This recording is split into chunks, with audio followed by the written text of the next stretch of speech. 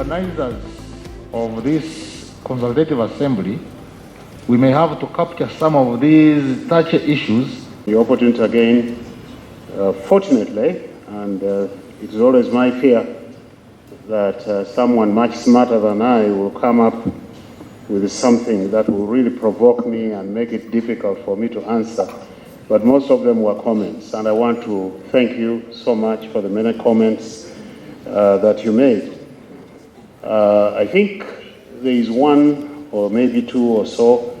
The very first one, which was talking about how do we help the young men who actually put the girl child in the situation that she is. Admittedly, it's not just the young men. Like I said, if you heard me correctly, in many cases it's fathers or uncles or brothers. We've heard of all those cases. But I think in some cases it is indeed young people maybe that they're in school with who have gone to this extent.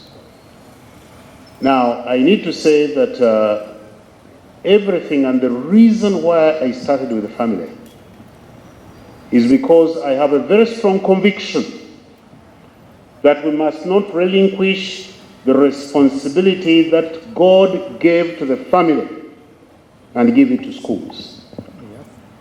That's one of the biggest mistakes.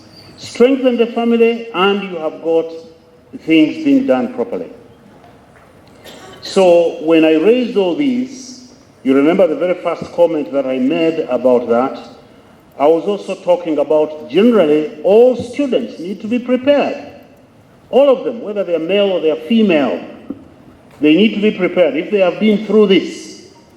As I've been hearing government talking about these girls coming back to school, I was very, very concerned. And thank you for giving me the opportunity to give the keynote address, because I've brought out where my heart is, to say that something needs to be done. And so I think, to me, the religious institutions represented by the Interreligious Council have got a great job with the families, because these people come from families. So we cannot say that these people are so irreligious, that's why they are doing what they are doing. You will find them called John and Philip and Ramadan. There are people here, I had someone with that name. Forgive me, I don't mean you, but I'm just saying that you will find all these people with various names that indicate that they come from somewhere in a religious institution. And these religious institutions need to take up the mandate seriously to ensure that we reach out. Government, and I think it was Bishop Rere who said it, government cannot do the moral training for us. They cannot. Their mandate is completely different. And so let us do that. But I would also welcome, on that same question, that maybe in your breakout sessions, you have opportunity to discuss it more.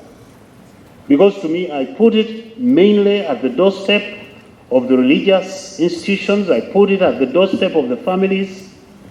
So, but how are you going to do it? That is something that's beyond what I would want to be talking about at this point. I think most of the others were comments. I don't think I saw many. So please take seriously my appeal to prepare your schools to receive back children. Otherwise, January is going to be another problem. When I say, for example, these are scientifically proven, that a young girl who has come back, had a baby or is pregnant, is more susceptible, is more likely to get into another relationship. Next time it will be the teacher, or it will be another student. How will that child sit there? Maybe she's even still pregnant, and the other kids are looking at her. Are you really sure that psychologically this child will focus on the studies? I don't think so. So personally, that is an issue. I think many of the others, Bishop Obura, you were talking about turning the family around. and you are placing it, I think, on the head of the ICU, but it also goes back into the same issue. So I honestly don't know that I had much, Chair. I'm so glad that I did not have to say too much, but I want to thank you for the opportunity that you have given me to be able to address this particular topic. Certainly, as you've heard, family for me has been my greatest passion. My greatest passion. Taking care of my wife, taking care of my children, taking care of my grandchildren. I have 5 of them now, expecting a 6th soon. You know, that to me is the passion. How are they growing up? Are they capturing the values that I treasure? Are they growing up the way that I would want them to be? Because unless they are morally upright, unless they are socially all right, they are going to be destroyers in society. Thank you very much. May God bless you. Yeah, thank you, our guest speaker. Then from there we will hand over, we want to hand over to Secretary. Thank you, Chair. I'm so grateful for this opportunity. I would like to add my voice to those that spoke before to appreciate Dr. Senyonyi for his presentation. Candid, very, very excellent, and I thank God for it. Chair, I am beginning to believe that the courts of Uganda are the weakest link in whatever we're trying to do now. Why? Because anything that fails anywhere succeeds in court. Dr. Senyon mentioned the LGBT. Doctor, they've already added now a Q and I.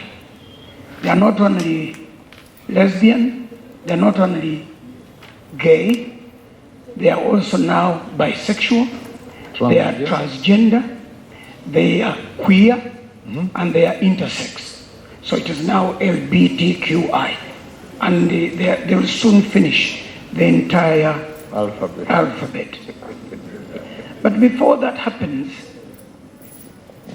when the issue of same-sex came up in our nation, I think it is the last parliament, what they did, maybe the last but one, what they did was, on that particular day, every meaningful debater in that August House absenteed themselves.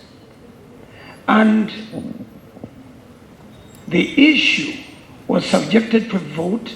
It was passed in the favor of those that were against the LGBTQI. The next thing that happened was these people went to court and they got their justification in court. Enter now the comprehensive sex education. We advocated in one of our meetings as Interreligious Council of Uganda that children who are toddlers, kindergarten, maybe all the way up to primary 3 or 4, be taught a comprehensive hygiene, not sex education. And then we said anything that is possibly at the stage of a teenager, that can start at that stage. Of course, we won the debate outside here.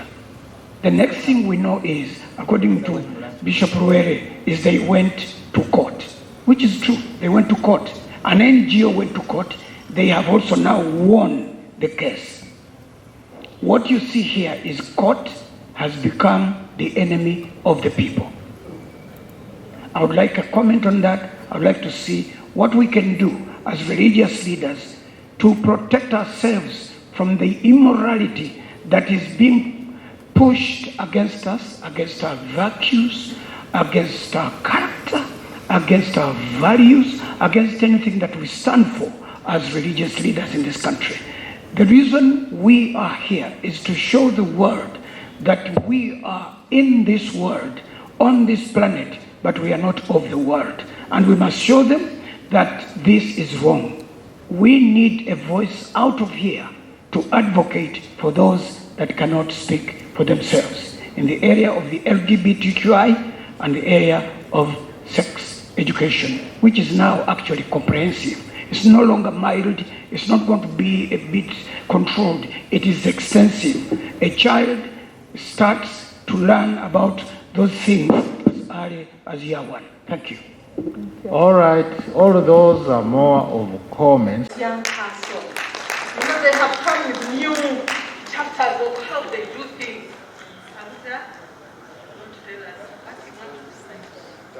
And you only have 5 minutes. I hope you keep the 5 minutes. Thank you. You and I stand here shoulder by shoulder on a foundation so strong, laid in God's own hands. We affirm a vision so great and hold it so dear. A path of virtue, a celebration of initiative, set by a few wise men and women who patched up our ethnic nationalities to form a new independent Uganda and breathe hope to the hopeless. In the darkness of their uncertainty, they embraced their diversity, put aside their differences, built a nation on a shaky foundation of rock, in moments too improbable to beat inevitable. IRCU restored our moral standing with unenviable capacity. IRCU harnesses the ingenuity of experts, from Christians to Muslims, Baha'i to Hindu, to mitigate war and disease, uplift societies, empower livelihoods, sanitize leadership. IRCU's touch is divinely peaceful, woven in the moral fabric of the Uganda we want. For ages and ages, us as the human race have far away driven from the true meaning of religion. We have created divisions amongst each other. We have termed ourselves superior than one another. But what have we gained from that?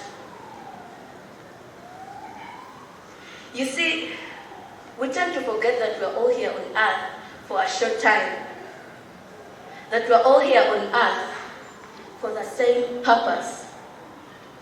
That we're all here on earth to serve the same Creator, who didn't discriminate as He created us, took the same amount of time to create each masterpiece.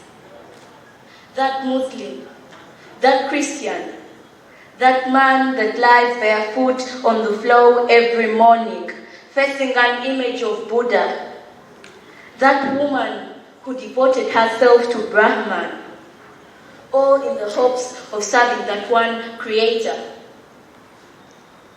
Who are we to judge one another? Who are we to choose to dwell in the endless abyss of hatred, when surely our Creator put the answer right in front of us? Right in front of us. No book have I seen preaching hatred. No book have I seen preaching divisions. No book have I seen preaching superiority. So why create those vices? Continue those ill trends when surely the answer was put right in front of us. I envision a world where we as a society embrace each other's differences, not only in the physical aspect, but also the religious aspect. A world where we judge each other for our intentions, not our beliefs. A world where interfaith collaboration fuels our entire existence. A world where we work together for peace, love, mercy, and justice. Peace, love, mercy, and justice.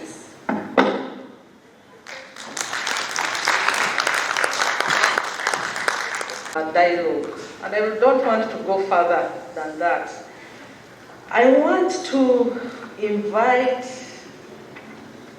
a very distinguished member of our society. I have saluted him always, and I don't know why this afternoon I'm honored to invite him to take over this session, and that is our father in the faith who's going to chair the next session, His Grace, Dr. John Baptist Odama, the Archbishop of Gulu, and a member of the board of IRCU. I remember in the peace talks, 2625, 27, one of the person who left an indelible mark in my mind was Archbishop when he went to sleep with the children on the streets of Gulu. And I was like, wow, where war is, and that is where he's going to sleep with the children on the streets. Salute him this afternoon for that great work. We are enjoying that peace because the man of God woke up and said, I will stand out. I remember I phoned him in the Baptist talks. He was there and he had all the energy, sitting throughout the night to see that the government of Uganda and the LRA are able to append their signature. So we want to thank God for men and women who stood the times, and they are able to say, we contributed to the peace of this country. So I invite you, Archbishop, Your Grace, to take over. Thank you very much. And I will pass on the mic.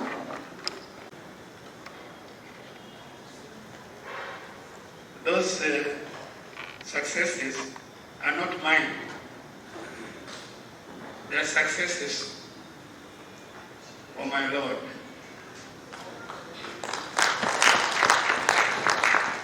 He only asked me to be his servant and to his suffering people. And what was as a victory was not for me.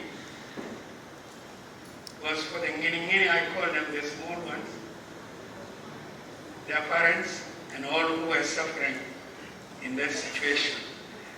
Thank you for alerting it, but for the glory of God, may we come down on earth. To chair this session, there are 3 people to speak. The first one is our Secretary General, Mr. Joshua Chitakule, RCU Secretary General. He will talk about the 20 years of journey in 4 aspects. 1, successes. 2, pitfalls.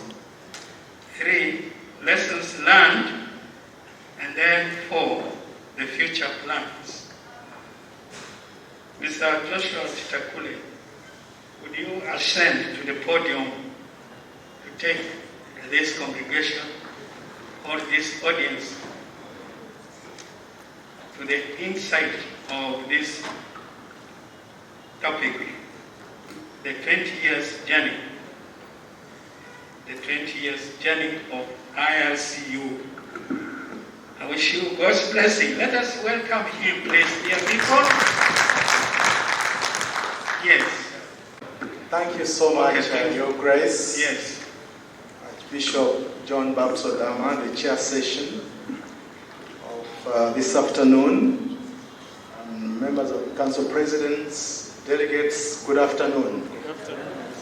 I hope you've had a good lunch. And forgive us for starting late.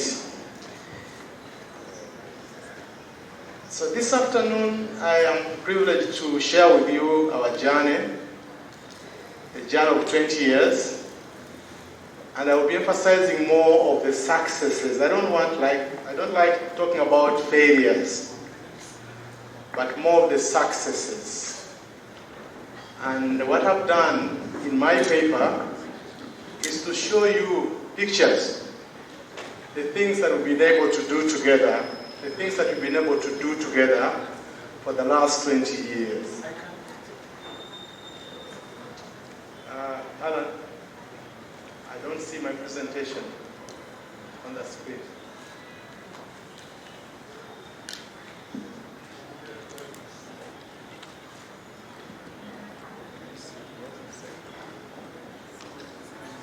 You're on there.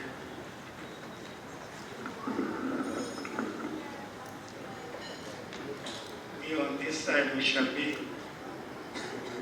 I'm not sure when we shall. Shall follow you, my partner. Or the other side. Okay, thank you. What's happening?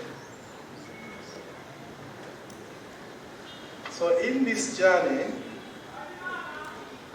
Chair, Your Grace, Council Presidents, we begin with the little beginnings of Consultative Council Uganda. And I'm entitled The Little Beginnings, Dealing with the Past and Gaining the Future. And we begin to talk about how that vision of coming together started, and why it started, and in our pictures, when they come, you'll be able to see Cardinal Emmanuel Wamala, Sheikh Mubaje, the late Metropolitan General Wanga, the late Archbishop Palani Koyo. And there is a person whom they don't talk about here actually. In our books, they don't write about him, but he was present, very much present. The late Reverend Sister Goret Chisache. She was ever present in those conversations. And another person they don't talk about in that history is the Reverend Canon Grace Kaiso is here. He was the Secretary General of UJCC. History does not talk about him. But I'm trying to bring back that history so that I rewrite it to recognize the people that were present when this Interreligious Council was. Are we now there? Oh my God. So as the organization was formed on the 1st of March 2001, there was a challenge, and the Secretary General is here, first Secretary General is here. And I mentioned 4 challenges at the beginning. The first challenge was the lack of experience in moving together. A huge challenge.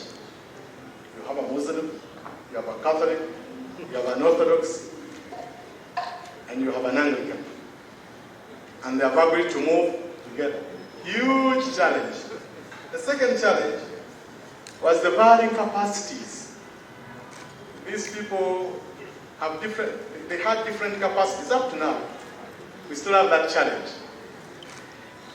Other institutions are very structured. They get instructions from Rome. You know what I'm talking about. Others, not so much structure. So how do you move together? So those capacities were a challenge, but you want to move together.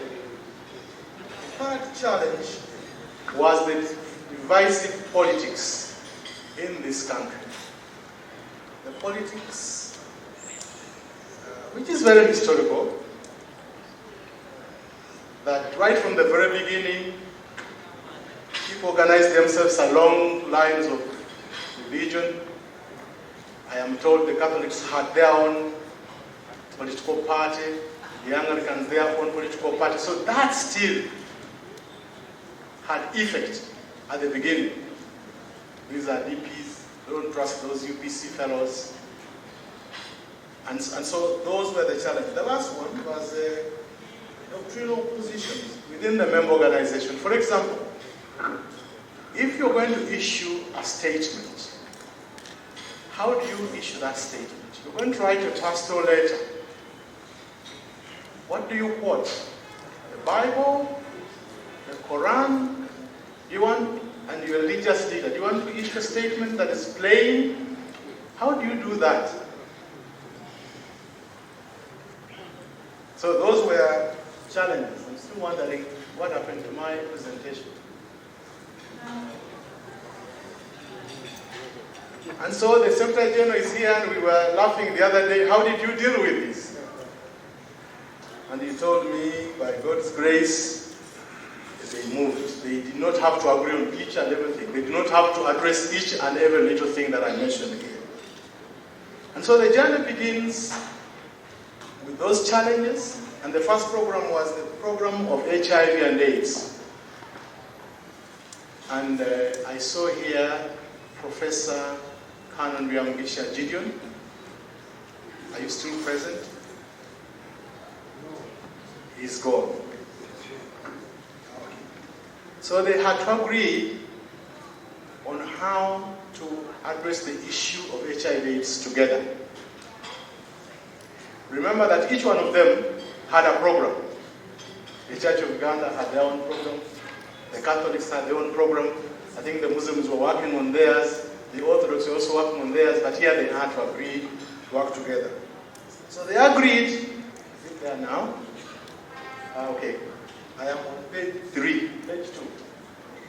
So they agreed on a strategy.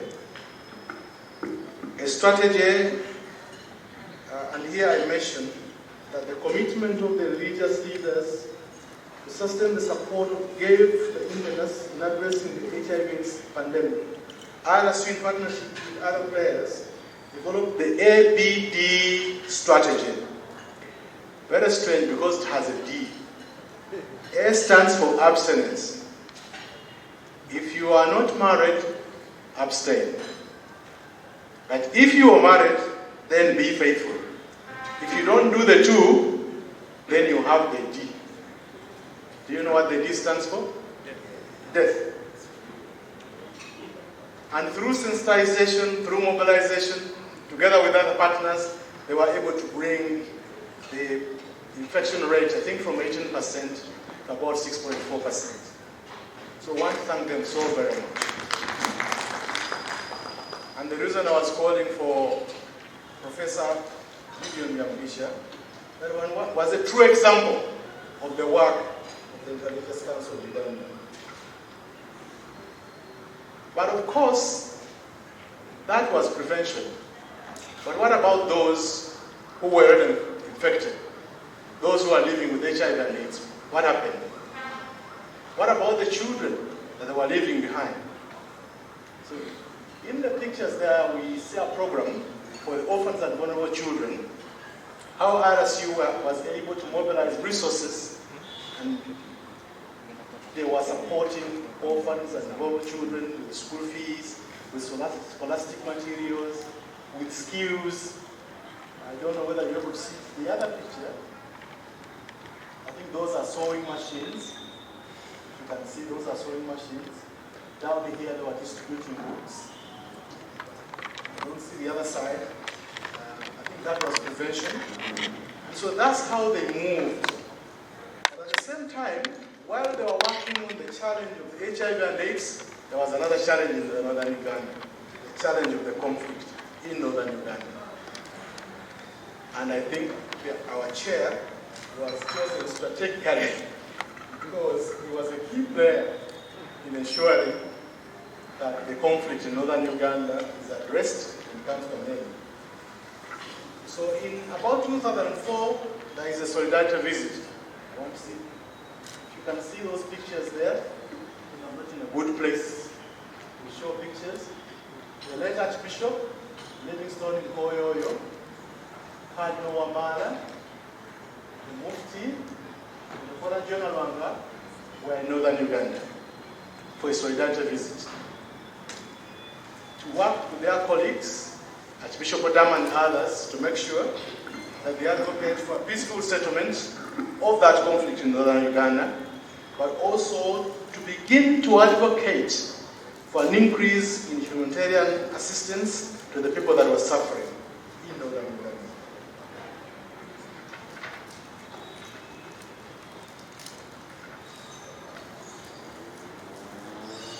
I am trying to jump because we have a few minutes to deal with. The next picture there is a picture of our work that we've been doing in Western Uganda, particularly in Kasese. I think Justice Ogola is very familiar with this picture. We have been working on the conflict between the kingdom, the Rwenzururu kingdom, and the other kingdom in Bundibujo.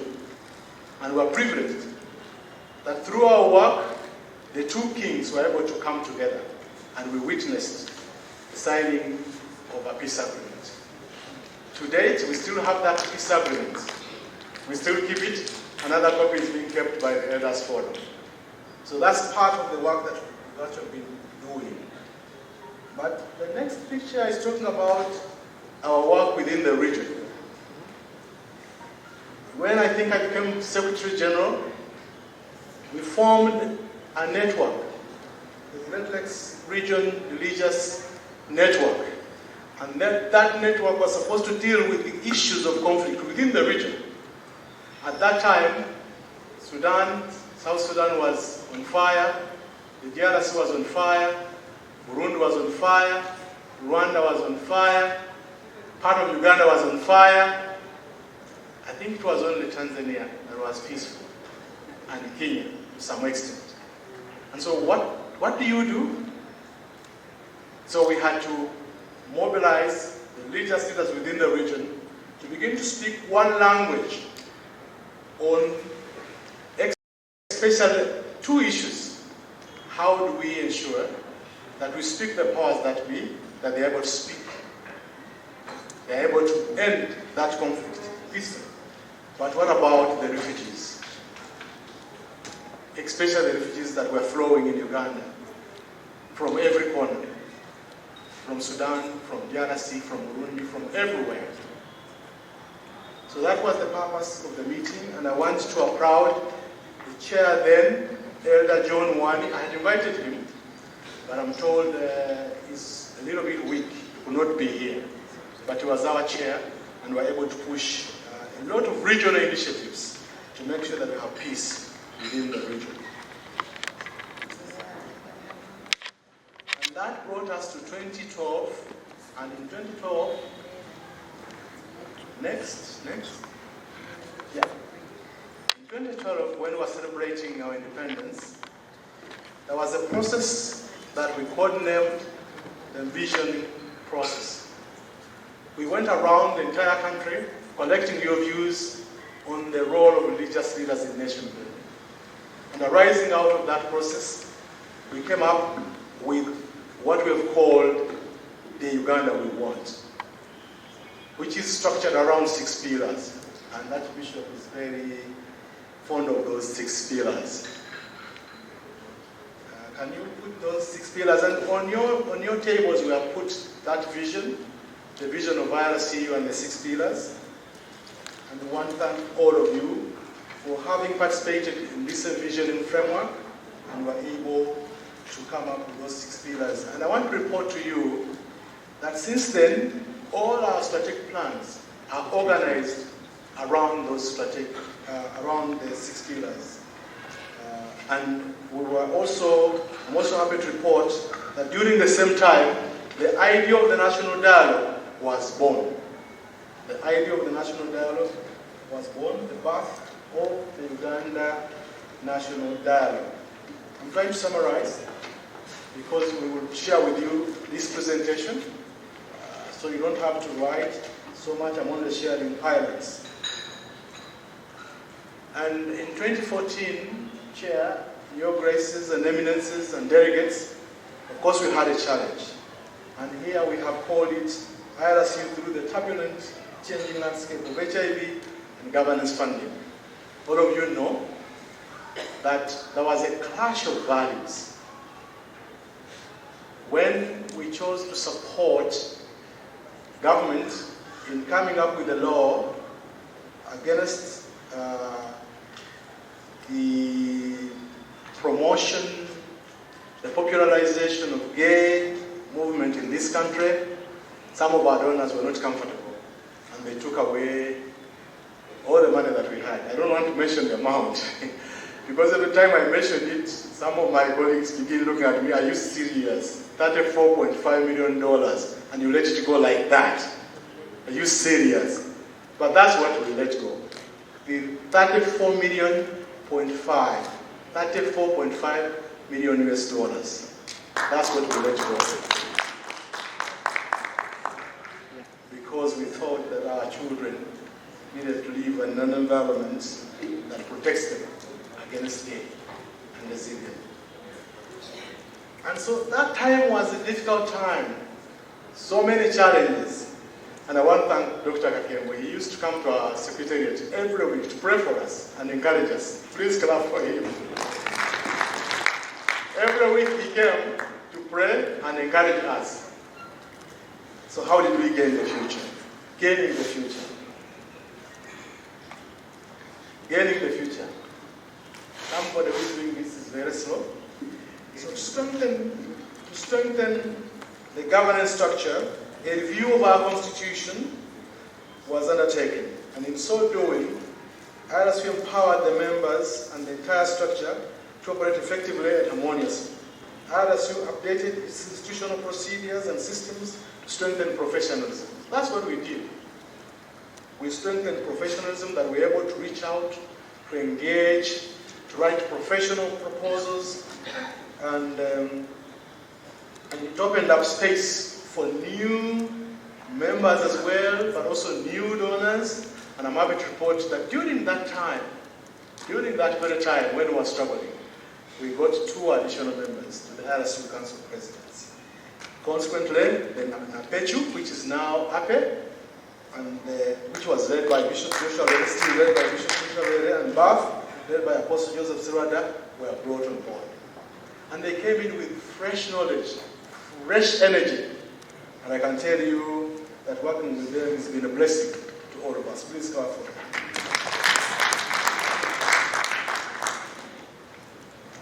When we restructured the organization, we also discovered that the consolidation of management, let me just say this, the consolidation of management membership was matched by the adoption of different implementing framework. It was recognized that traditional faith institutions struggled to translate their potential into reality. And therefore we agreed that we are going to form district, regional structures so that then they can strengthen interfaith collaboration at those levels. So we're able to put in place the regional interfaith networks in 17 regions of this country. And I'm happy to report that Bishop Odama is our Archbishop for the Northern region. That's the bigger region. I have Bishop Samuel George Egesa, the Bishop of Bokedi, who heads the Eastern region. Eastern is very big from Usoga up to Karamoja. I have the Right Reverend Dr. Fred Westwell for Western region. Now for Uganda, I have a challenge. They have not, up to now, agreed on their chair, the Uganda region. So whenever they meet, they pick an ad hoc chairperson. That's the challenge. They haven't agreed. I don't know whether because of the Kampala influence of people power. I'm not so sure, but it could be. Then we also came up with the Interfaith Women of Uganda, we strengthened the Interfaith Women of Uganda, became constitutional. They are now part and parcel of our governance structure, and the chairperson of the Interfaith Women of Uganda sits on the RSU board. Mrs. Florence is now the new chairperson, and she's our board member. We also institutionalized the youth interfaith, and I'm happy to report that these two are now members of RSU board, and I saw Hajimagezi here. The chairperson is also a member of our board. And then we have the Elders Forum of Uganda. Now I need to clarify this. We had two organizations. There was an organization led by Justice James Obola, which we formed in 2009, and then we had an IRSU Elders Forum. We have now merged them. So I want to introduce the two chairs of these two organizations, and they'll have to sit together and agree on who now becomes our chairperson for the merged Elders Forum. We cannot stand. Pastor Dr. John Kakembo was the chairperson, or still is our chairperson of the IRSU Elders Forum. And Justice James Obola is the chairperson of the Elders Forum of Uganda. But we have now merged them. They are now part of our constitution. And for now, Pastor Dr. John Kakembo is a member of our board. We also realized that we needed to build capacities of our faith leaders, of our youth leaders, of our women leaders. And we've put in place the Peace and Leadership Institute.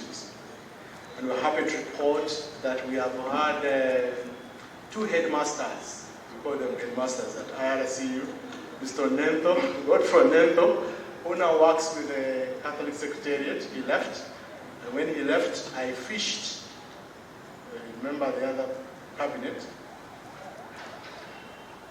that the president was talking about? I also fished Canon, is Canon here? Reverend Canon Grace Kaiso. Yes, he's now our headmaster for the Peace and Leadership Institute. The title is director. He's now the director. And we offer different programs. HIV AIDS, gender-based violence, in advocacy, in governance, interreligious dialogue, in fundraising, and we'll soon be coming to you to support that institute. I need to talk about creating an enabling environment for children. I'm going to ask you to read that because my time is going. Expanding opportunities for young people. You see the pictures there, what we've been doing. Consolidation of women participation and opportunities. You will see this move. A little bit of deepening democracy, building bridges for peace and reconciliation. We want to thank you for the work that you've been doing. Every time we have an election, you've been doing a good job in making sure that our elections are conducted in a free, fair, and transparent manner. We've been doing this through dialogue with both state and non-state actors, and we've developed handbooks, materials for religious leaders to use in your work, in terms of sensitization, in terms of building capacity for religious leaders with knowledge and information about the elections. And in there you will see, at the same level, you will see those meetings that we've been holding. You will see Bishop Joshua with Mao. On this side, you will see the Council of Presidents engaging with the President. And you see down here the President then of UBC, Mama Miri Obote, Mzee and Mr. Lee. We were in our boardroom engaging with them on how we can work together to have a free, fair, transparent election in 2011.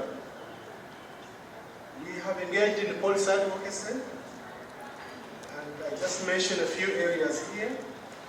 the area of sex education in schools, and I think we talked about this very well. Unfortunately, like Bishop Joshua said and Apostle Serwada, recently one of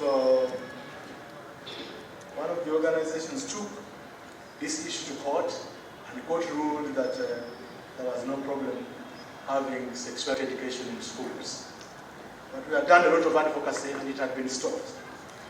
We have engaged with the issues of genetically modified organisms, issues of oil and gas, domestic violence, and of course recently we are dealing with the issue of health insurance.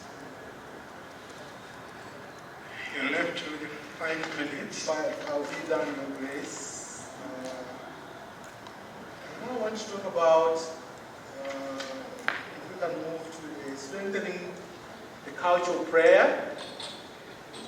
From coming together, I think the president of this country realized that was a good thing to entrust the IRCU Council Presidents with the responsibility of organizing prayers in this country.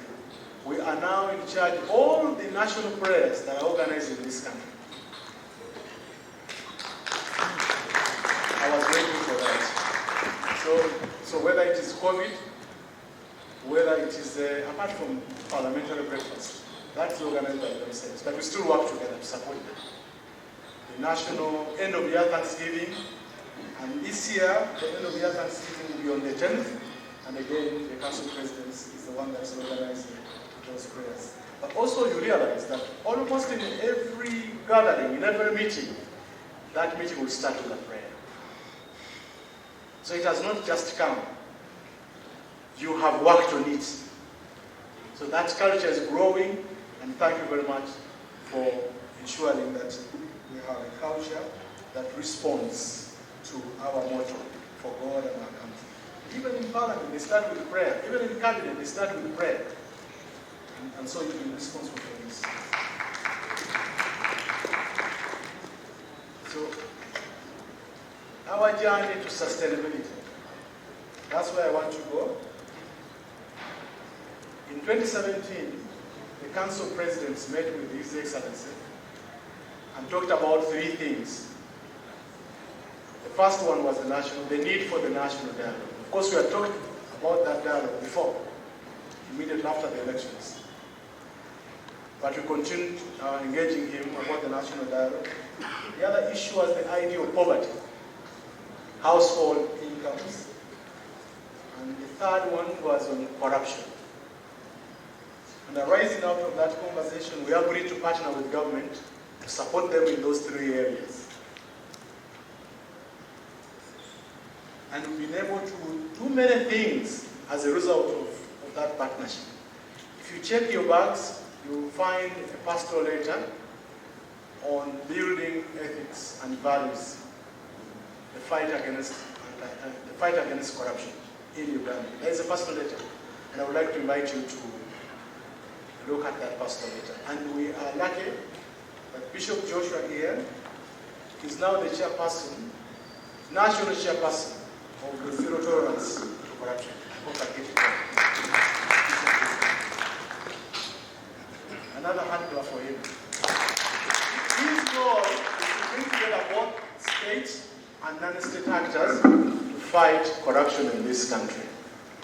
And tomorrow we will have space to listen to the IGG to tell us where we are in the fight against corruption. And I'm sure that Bishop Joshua will also say something about that as chairperson. On the second issue of the national dialogue, we were able to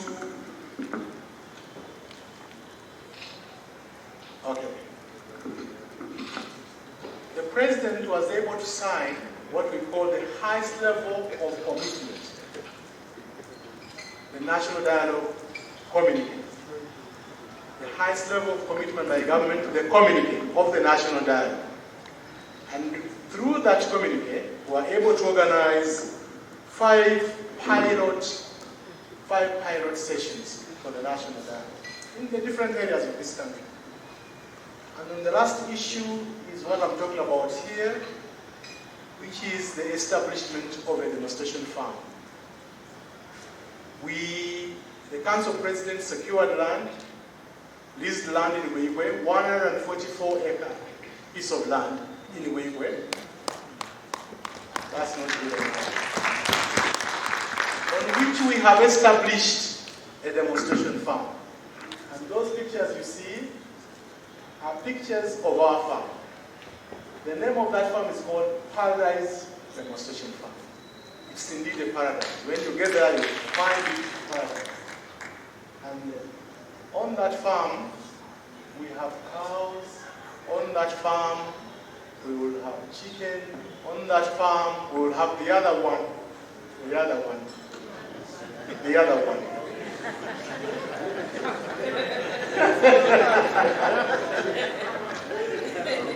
And many other things, but the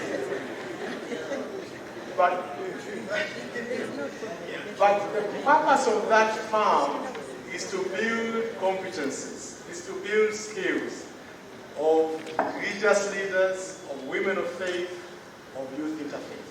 That's in different areas, in the different value chains. But also we intend to shift our Peace and Leadership Institute in that place, that you find time to come and get a certificate in the different fields at that farm.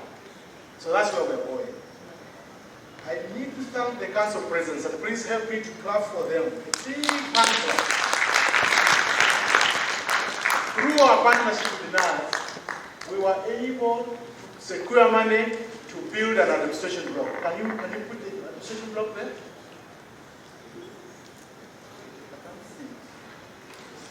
Down here. It's almost complete. It is an administration block, but also it's like a training center. It's very big. We have a big conference hall. We have training facilities there. We have offices there. And if it were not for COVID, I was going to invite you to visit the place today. But unfortunately, we have curfew. We can't go beyond 7. I gave you 2 more minutes. Thank you, Your Grace. I now finish. Very excited. I need to talk about the leadership that inspires. So the council presidents is that leadership that inspires. They have inspired us. They are here.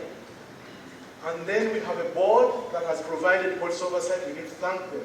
Led by the chairman of the board, Monsignor Charles Kasibante. And we have a secretariat that works. And we have staff that is competent. So looking into the future, and I need to finish, that IRSU has made significant strides in laying the foundation for the Interreligious Council Cooperation in Uganda, the benefits for which are still evident. The growing mutual trust among the leaders of faith communities is quite commendable. It has created a conducive environment for celebrating diversity and stands as a testimony in this country. One wise person said, in facing the future, we need to plan purposefully, prepare prayerfully, proceed positively, and pursue our goals persistently. These values have been part of IRSU's experience in years past and will continue to be relevant for the future. I want to thank you very much for this. Once again, louder than that, could we welcome the beautiful presentation of the successes and what is waiting for us for the future. Thank you, our Secretary General, for that presentation. Thank you. The next person is supposed to be Dr. Aaron, Professor Aaron. The other name is a very long one for me, because we are used to short names. I fear to mispronounce it. My brother here may help me to pronounce it more clearly. He is the Vice Chancellor of Uganda Christian University. I wonder if he's around. Is he? Oh yes, so you're most welcome to present your topic, which is maintaining resilient faith communities in the COVID-19 era. Please, may we welcome him to the presentation. Thank you, Professor, for accepting to present this topic. You're most welcome.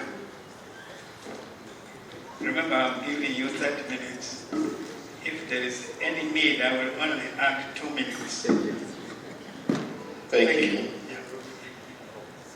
Your Grace the Archbishop and Chair of the Interreligious Council of Uganda, the Council of Presidents, all protocol observed. Let me start by congratulating the Interreligious Council of Uganda on your celebration of 20 years of success and big achievements as we have just had. Congratulations. I don't know if the presentation is ready because I sent it a long time ago. I give you a second, but the chair may not add the second to my time. Okay, I'll give you a second.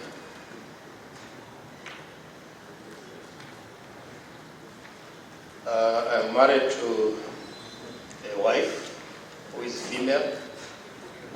I must declare that since I'm in a religious meeting. And we have 4 children. And by the grace of God, the Archbishop and the House of Bishops chose me to lead the university. It is ready. Thank you very much. That is a very historical hall at UCU. Those who have been there know it. We call it Principal's Hall. It's very significant. So let's talk about resilience, first of all. Resilience, for those who know English, enough of it know that is a noun, and it refers to the capacity to recover quickly from difficulties. In other words, it refers to toughness, the tenacity of an individual, an institution, or its ability to persevere in difficulties. The other interesting definition I found is the one that defines resilience as the ability of an entity to recover, mark those words, or bounce back, like when you throw a ball against the wall, from the adverse effects of a natural or man-made threat. So again, the idea of the adverse effects is key, and then a threat. Is COVID-19 a man-made threat? Or is it a natural threat? Man-made. The audience is saying it is man-made. The other definition I found by Carlson and others says the ability of an entity to anticipate, very key word, we'll meet it as we go along, resist, if possible, or absorb, respond to, adapt to, and recover. Very, very important. Recover, adapt, respond to, and recover from a disturbance. Again, the idea of a disturbance, something that disrupts a natural situation, keeps coming up. And the last definition, which I also like by Fisker and others, says the capacity of a system to survive, adapt, and grow in the face of change and uncertainty. So all these definitions have the same words which recur, and the idea of adaptation, of surviving, of uncertainty keeps coming. On the next slide, when we talk about resilient faith, since we're in the Interreligious Council, we're really talking about faith in a God that does not waver, that does not give up, faith that has hallmarks of resilience, faith that cannot be shaken, And so when we talk about resilient faith communities, we are referring to those communities that are built on resilient faith, that cannot easily give up, even in times of trial, just like the ones we are in right now. Therefore, this resilient faith creates communities of people that are united in their faith in God and in the face of adversity, such as COVID-19. Now, there are a number of assumptions we can make about resilient institutions. And on the next slide, you will see that resilience is thus an integral part of risk management. As institutions, we're supposed to have a risk management plan. If there is a crisis, how do we respond to it? A risk management plan. An entity or community's resilience capacity is therefore judged by the following things. First of all, it's judged by its crisis or disaster awareness or readiness. Is your faith community, does it have that readiness or awareness that a disaster can easily come anytime? Do we have that readiness in our minds? Secondly, the ability to resist or absorb shocks, what I'm calling the fight-back mentality. Fight-back mentality. Are you able to resist or absorb? Sometimes it is possible to resist a disturbance. I heard that you rejected some money in millions of dollars because you didn't agree. So you can resist. But sometimes you can absorb a shock and live with it. Thirdly, the capacity to adapt to disruption through creativity and innovation. That's another test of resilience of an institution. Are you able to adopt creative and innovative ways of survival when you're disrupted by a crisis such as COVID-19? Number 4, ability to restore equilibrium or stability. Does your faith community have that ability to restore equilibrium when it is disrupted, to restore stability? And lastly, the readiness to undergo change or self-renewal. Crises should be opportunities for us to renew ourselves as institutions, to say, now that this has happened, how can we use it to strengthen ourselves, to renew ourselves, and become better and even stronger?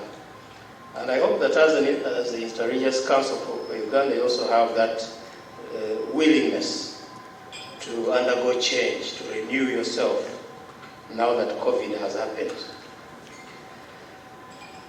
Because I'm a scholar, I try to put a diagrammatic representation of resilience, which I don't know if you'll be able to see it clearly.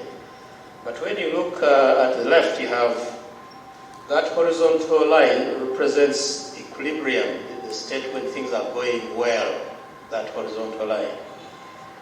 And then in the first phase, you have an anticipation, what I'm calling preparedness, that something could disrupt that equilibrium. So the second arrow there shows the disruption which occurs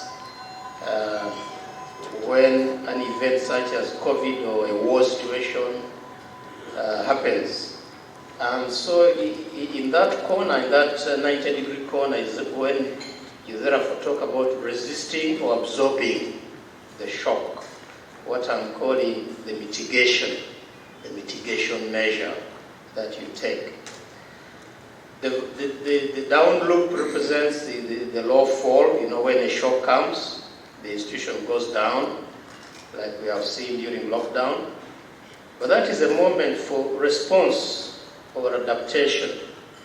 That low moment is when you now think of adapting, surviving the shock. And then the upward trend back to the equilibrium represents the recovery process, what you're doing to recover and re-establish the normal course of events, if possible. The next slide shows you how I have tried to put this in words. In the first box, you have preparedness. Keep those words in mind, they're very important. resilience. One element of it is preparedness. All the activities and actions taken by an organization to define crises, hazards that it may face. So even as faith institutions, we have to have that mindset of preparedness. Suppose this happened to my church. What can I do to prepare for a worst case scenario? The second stage is mitigation. What you do to resist, if possible, or to absorb the shock, the crisis. So all the activities and plans you do to mitigate the consequences of severity of the crisis. Then the third level is response. This is where you now respond or carry out adaptation measures so that you can survive the adverse effects. And lastly, the recovery stage, where you carry out activities and programs to help the organization return to normal conditions prior to the crisis, or to even emerge stronger and more efficient. And I hope that as the Interreligious Council, you also have that kind of plan. So I'm going to take you through the resilience approach we have taken at UCU, because I thought instead of boring you with academic jargon, we should just give you a testimony of what we have done at one of your institutions to show resilience and to survive. And I'll talk about those 4 points which I've just gone through in the previous slide. First of all, what have we done to show preparedness for a crisis? Preparedness can occur at different levels, but I'll share some of them. The first is financial readiness. As an institution that is monitored by government, by the National Council for Education, we are required to have financial reserves, money that you invest and keep aside so that when there is a crisis, you can fall back to that reserve to allow you to operate for at least 6 months. That is a requirement from government. Now, when I went there, I found that when I joined UCU in September at the height of the pandemic, I found that the reserves had come down because the university was locked, was in lockdown, and yet you still had to spend on operational costs. So the money that the university had was really coming down at a very high rate. In fact, when they gave me the accounts for the university, I thought I should go and tell the Archbishop that, okay, can't you? Because it was very scary. The money which was there could not even take us for a few months. Secondly, investment readiness. Assets to fall back to in a crisis. Do we have assets? UCU has few assets, and so it is very important that we invest in more assets as part of our readiness. The other one is infrastructure readiness. In our case, we needed to have infrastructure for e-learning. Now, to our credit, the retired Vice Chancellor, Dr. Senyi, had built a small e-learning center as part of the requirement for every university to have an e-learning center. But it was not well equipped or tested for online learning alternatives in a crisis. So the center was there, but it was not well equipped to withstand a crisis. And then the last point on preparedness was our staff and student readiness. While some of our staff had used the e-learning platform, many of them tried to ignore it because things were normal and they didn't see why they should teach online. So the lessons we can draw from this level of preparedness is that to be resilient, we have to be prepared. We have to show a high level of preparedness, and we have to be ready to operate without cash flows. If there is no money coming in, can you still operate for some time? And at UCU, we were not prepared, I must say. We were prepared a bit, but we were not ready for a crisis.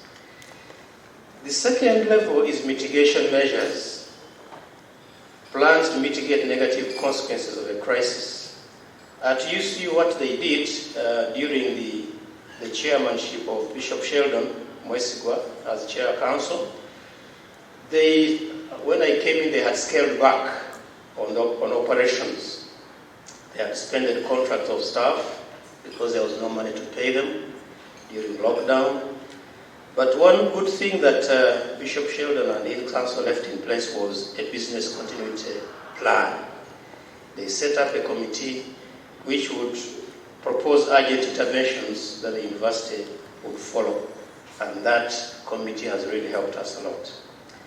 The other is stakeholder engagement. We had to do consultations with key leaders in the university so that they could buy into the changes that were being proposed. And the last one, which is always the hardest, is mindset change. The staff at UC were not very eager to change. They had been used to teaching in a classroom. The students were used to being taught, face to face. And when I came in, I said, we have to go online. And you should have been there to see the war which erupted, with everybody saying, this cannot happen, it's impossible. So what I did was to tell a few deans who are willing to try to go ahead. So I told the deans who are saying it is impossible to wait until COVID ends. But after 1 month, they came without anybody inviting them, and they joined us. So in mitigation, the lesson we can draw is that you have to adopt a business unusual attitude and not a business as usual attitude if you are to carry out mitigation plans. So one of the things we had to do at UC was to constantly engage staff and students, take them through training so that we can change mindset for them to adapt to a crisis. The response plan we have carried out, one was to digitize operations. Fortunately, again, before Dr. Senyi retired, he had set up a team to build what we call the Alpha MIS, the Management Information System. UC is probably one of the few universities which are using their own homegrown management information system. And we thank our team that has done this, because it came in very handy when we started working remotely. Secondly, as a response plan, we have cut costs and improved service delivery by outsourcing what we consider non-core support services as part of the response plan. Thirdly, we've been going through review of academic programs to eliminate duplication of course units. You see, in normal times, because the university had resources, the faculties had developed so many programs, and some of them did not have adequate numbers. But because the times were okay, nobody really cared much. But now, because of the crisis, we are going through a review to ensure that we are not duplicating course units and therefore wasting resources. Number 4 is HR restructuring of the establishment. Our objective was again to ensure that the institution is being run on a performance-based reward system, and also to restore motivation of the staff. Fifthly, administrative reforms. We're still carrying out these, and some of these involve devolution of powers to lower units to cut bureaucratic systems which can also slow down change when a crisis hits. So in terms of academic resilience, I can say UCU has coped well, because when we carried out these measures, we were able to continue teaching our students. The students never stalled in their learning. And so while other universities are now talking of students catching up with what they lost, at UCU we continue teaching online, and students graduated. And I think we may be the only university that has first-year students who are learning currently and are progressing in their studies. So, thank you. Because of these innovations, we're able to successfully administer take-home examinations, doing exams remotely, which nobody had ever thought would be possible. We're able to conduct online pre-entry examinations and interviews for law, medicine, and dentistry applicants. Admitting and interviewing students totally online is not a simple thing. And I remember the first time we tried it, our system crashed after we had interviewed 100 students. But we said, no, it is going to work. And we were able to go back and rebuild it and now it is running smoothly. We also embraced online learning fully, and we have held several graduation ceremonies purely online, and our students are going on with their life. So our vision is to have a fully functional, what we are calling an e-campus, a paperless university in Uganda. That is still a dream, but we are working on it, to have a paperless university with everything done digitally. Right now, all our operations are done digitally. We don't sign hard papers anymore. We approve financial payments online. We admit students online, and they register online, and they graduate online. So we are getting there. Praise the Lord. So because of these hard changes, we have established a good name as a benchmark for e-learning. We have had many universities come to say, how did you do it? How did it happen? Can you share tips with us? And we're very willing to share. We have spent a lot of resources in building our online capacity. Now our e-learning lab, which used to be very small and inefficient, we have boosted it with new technologies and servers, and is doing a very good job. To the extent that students at UCU, when the government allowed us to have students back on campus, our students resisted it. Can you imagine?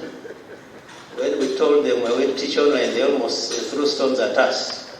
But now they don't want to come back to class. They are saying online learning is the best. You leave us. So we have now decided to have what we call blended learning. Teach it face-to-face, but also have virtual classes going simultaneously. Let me talk about the recovery and stabilization efforts, and then I'll be done. Because of these measures to ensure resilience, we have recalled the majority of our staff. They are now working, and they're earning salaries every month. We have ensured blended learning as a new normal, and we intend to keep online learning as part of our menu.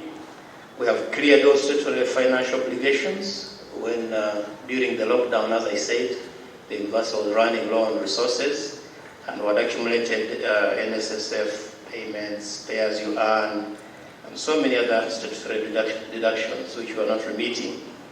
But right now, we are up to date. All the payments have been made, and UC is not indebted to these financial institutions. Second, we have been able to leverage our church relations to support innovations. When we were changing to go to online learning, and students were very hostile, there was a time when we visited the Archbishop. We sent him a team from our communications department to go and record a message from the Chancellor to assure everybody that this is okay, it is possible. And the Chancellor, your message was very important for us because it changed the situation. Because when the Chancellor speaks, nobody can oppose him. So how much do you leverage the opportunities around you, the institutions around you, for your advantage? We also took advantage of the Archbishop's TV hour. He was doing services on TV during lockdown. So we came to him and said, you just give us 3 minutes of your time, and we update our students and staff. And again, we thank the Archbishop for giving us the airtime. And then we also have been able to use what we have to get what we need. We are exploring partnerships and investment ideas as part of the recovery and stabilization efforts. So finally, what lessons can we learn from this resilient journey by UCU? The last 2 slides show you some of the points I've summarized to show how we can build resilience. Number 1, do not waste a crisis when it happens.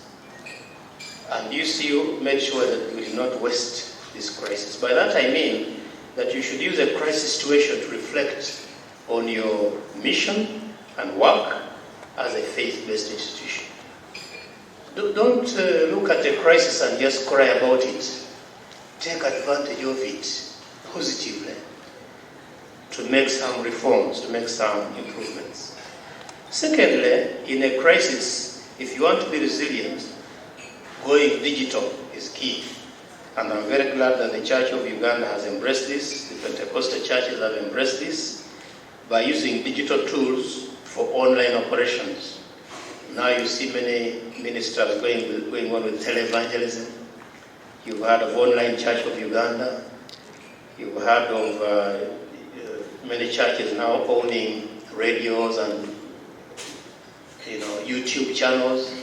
I think this is the way to go to be ready for a crisis when it happens. And some of the churches that have survived and done well in this country are those that were digitally prepared. And I can mention, for example, St. Francis Chapel at Makele. Because they had embraced digital operations even before COVID, they were able to continue quite smoothly. Number 3, be eager to learn new tools for a new trade and for a tough terrain. The Archbishop often tells us that you cannot use old tools for new challenges. So let's not continue with this attitude of business as usual when there is a crisis. To be resilient, we have to be able to adapt to take on new tools so that we can survive in a new challenging situation. 5 minutes left. 5 is very good, thank you. Your grace. Number 4, trust. Because we are an institution that believe in God, trust in God is critical to our faith. But we also need to anticipate and prepare for crisis situations. I know that as believers in God, we say, God will make a way, and He does make a way, for sure. But this does not take away our human ability to prepare, and then God will fight our battles as we work with Him. Next is to save and build financial reserves for tough times. This is very challenging, especially in our faith communities, because faith institutions don't have a lot of money, neither does UCU. But can we put aside something for a hard day, for a challenging day? Can we take on this culture of saving, of putting aside some reserves, so that when a shock happens, you can be able to move on as you reorganize your operations? Next is to invest in other streams of income. We are trying to go this route at UCU to look at other opportunities for investment, because when you have investments, then they become a fallback position. Then you use the proceeds, the income from the investments, to cushion the shocks that you have. And I'm very glad that the churches these days are talking of investments in assets, in businesses. I saw our Mukono diocese, for example, has now a line of shops in Mukono town on the highway, and they're earning income from that. The Church of Uganda has this project of church house, and the other churches have these projects which are going to help them to earn some income. The next point is to adapt or become a dinosaur. The most resilient institutions are those that adapt to a crisis and emerge stronger. So even as we talk about post-COVID, when it comes, if it comes, can we also talk about adapting to a new situation? How are we prepared to now live in what we have called the new normal or the new abnormal? As faith communities, we must mobilize prayer support during a crisis. One of the things I did during the crisis at UC was to set up prayer groups of intercessors to pray for the institution and to lift it to God. And I'm telling you, we have seen God do miracles through these prayer interventions. Lastly, let us inspire faith and hope. I think Mr. Chitakule talked about it. When you're leading in a crisis, don't propagate despair and fear and despondence. That is the time to inspire faith and hope in those that you lead, because they need your encouragement and they need your assurance that things will be well. Finally, I'll leave you with a quote from one of our greatest politicians in Africa, the late Nelson Mandela, who said, a winner is a dreamer who never gives up. May we be those dreamers for God in our institutions that will say, no, we will not give up, even in this face of crisis. Because we serve a God who is bigger than all our crises put together, and you see us through. May God bless you. Thank you very much. Thank you, Professor. Time management officer there. So you have done it. Can we give him another applause for that? Thank you. Next, we have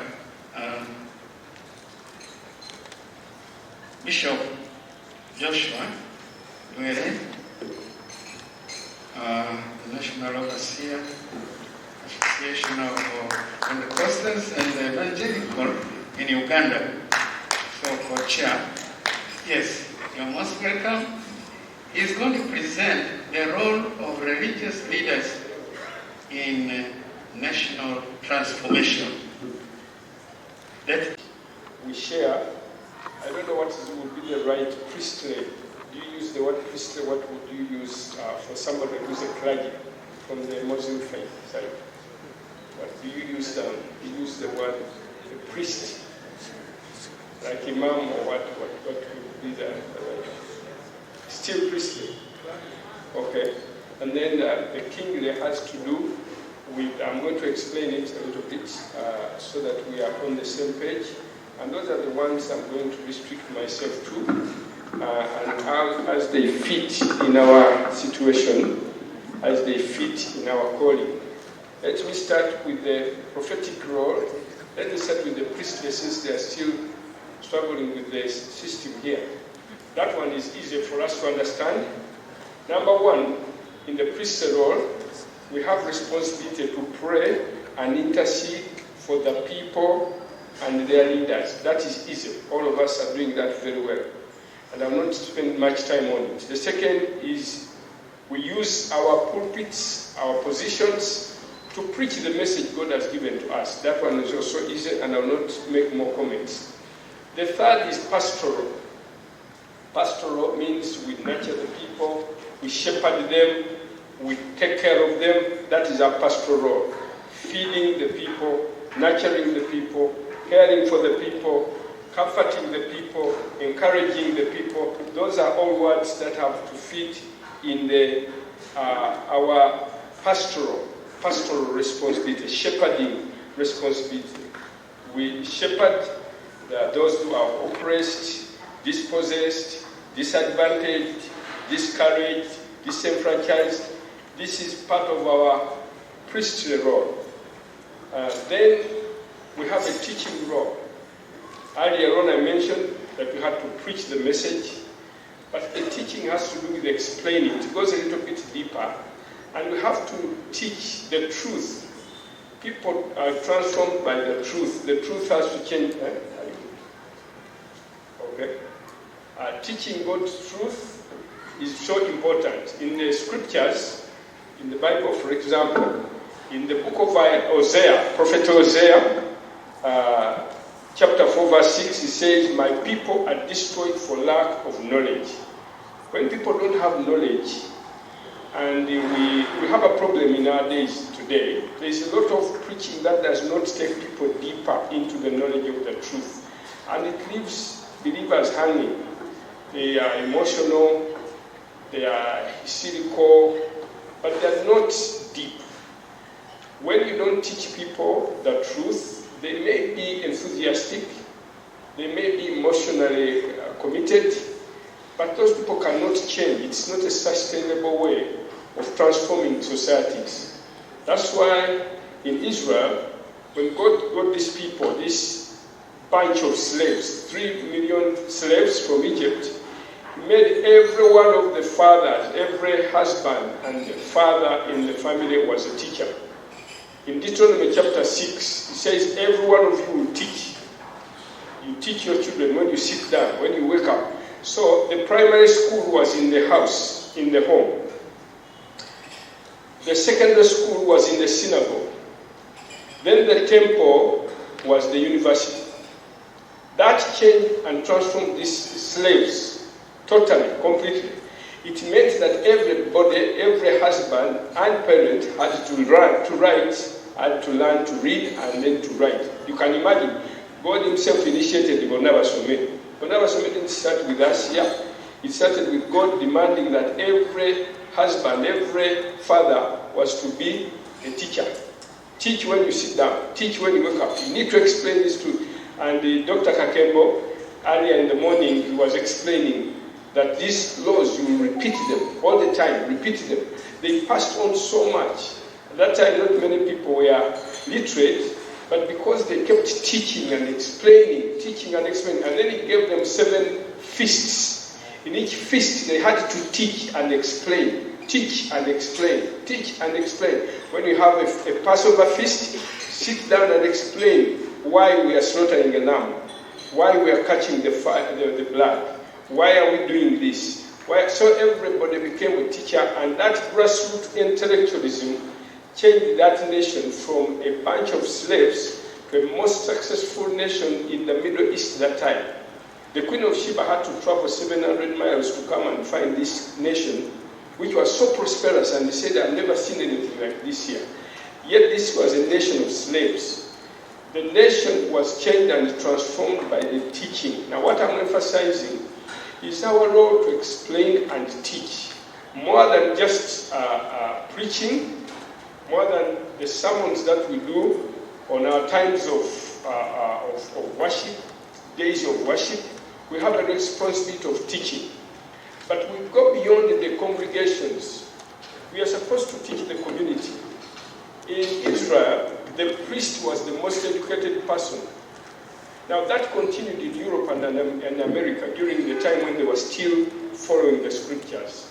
The priest was always the most educated person, was always the one who would guide in hygiene, in health.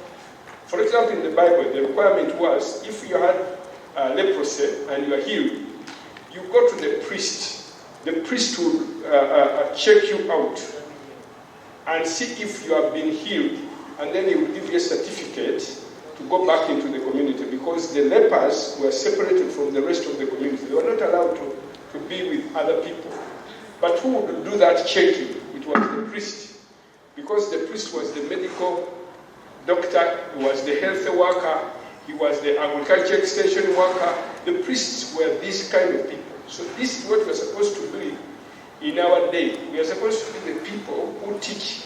When people have just come out of politics and new leaders are elected, we have to sit them down and teach them from our scriptures what the scriptures talk about leaders.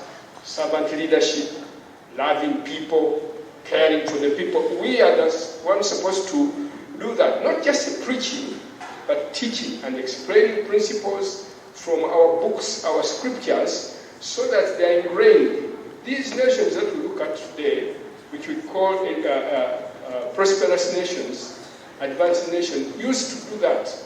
Or, for example, America, for the first 200 years, they used to do that. They always had an election sermon. After the people had been elected, councillors, they would sit them down at the front, and the priest or the pastor would teach the election day sermon. And he would teach them what leaders are supposed to do, what they are not supposed to do, consequences of rebellion, of leaders, consequences of rebellion, of followers, of societies, of communities. This is our responsibility, which we are not doing very well in our days. Because somebody put it this way: if you want to hide anything from other Africans, put it somewhere. Where? What? In a book. Put it in a book, and the African, even if you put millions of money, they will not. That money will be safe there, because they will not open it. They will not realize you've actually put money there, because they don't want to read. Reading and studying, and that is education, is very, very important in God's idea of transforming. Why? Because when you know the truth sets you free. It is lack of truth and ignorance that results into sickness and disease, and also results into poverty. Poverty and disease are mere result of lack of holistic education. I'm using that word, holistic education, because we have so many people who have education which is just loop-sided. Holistic education means that people are educated in the head, academically, they are educated in the heart, that is morally, they are upright, their character, they have been educated, what they should do, what they should not do, but they're also educated in their hands, the skills, so that somebody who has a degree or two cannot loiter the street just looking for a job. When you have such people, it means their education is loop-sided, it's not balanced. How come somebody who never went to school is able to make a living from 10,000, he sells kabaragara and then manages to make, to make a living and his family, and then somebody who is educated cannot? And we have so many. Majority of the people who are causing troubles are those who have that kind of loop-sided education. So you educate the head, educate the heart, you educate the hands, those are the skills, and then the house, our community responsibility, our community consciousness. Somebody should be concerned about the community. The education that the scriptures talk about involve people who are educated, knowing or having a sense of responsibility towards their community. You can't just live in an island. You can't take 3 billion, steal it alone, and all the people in the village die. That is somebody who got education of accounting and auditing. He can steal without feeling anything. Now, is that holistic education? Yes. Because it involves academic, he's a good accountant, academically, but his heart is right. He has the skills to balance books and account, he's accountable, but he also has a feeling for the people around him. If you are only educating the mind, they have the skills and the mind, they don't have the heart and they don't have the house, that is community responsibility. Those are the majority of the people that we are having problem with in this country. They are experts in covering their audit trails that after they have stolen money, you can't even trace it because they know how to cover every audit trail. Even if you bring whatever auditors, they'll see, because they know their knowledge and their expertise is how to do it so well that you can't even discover them. Even if you brought a sniffer dog, you cannot trace where the money was stolen. Now, what God instituted in the nation of Israel at that time, which made it great, as our devotion leader this morning was talking about, was to instill all those four in the community and the society. Our role as religious leaders is to have that holistic approach to life and constantly bring it out in the people's lives, not only my congregation, but also the community around me. How can I be prospering and the congregation when the people all around us are in sickness, in poverty, in lack? That's what we are having in our day.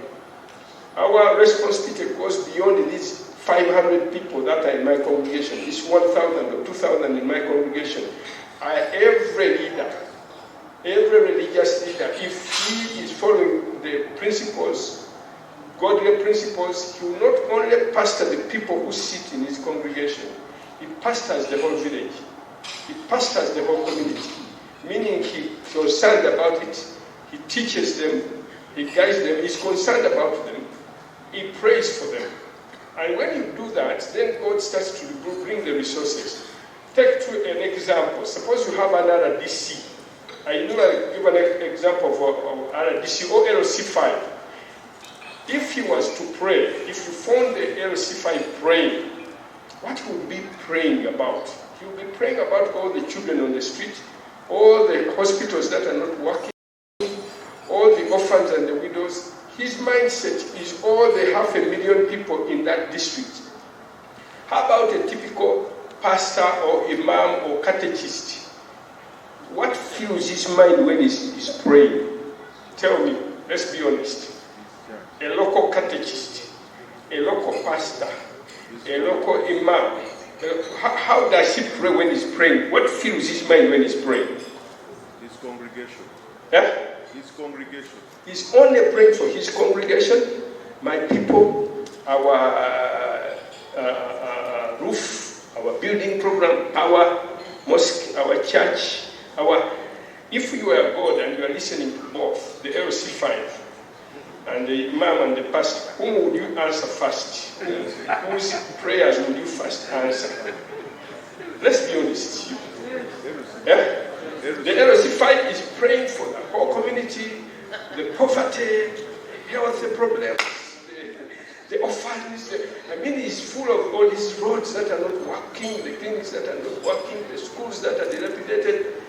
And the local pastor, the local imam, what is he praying for?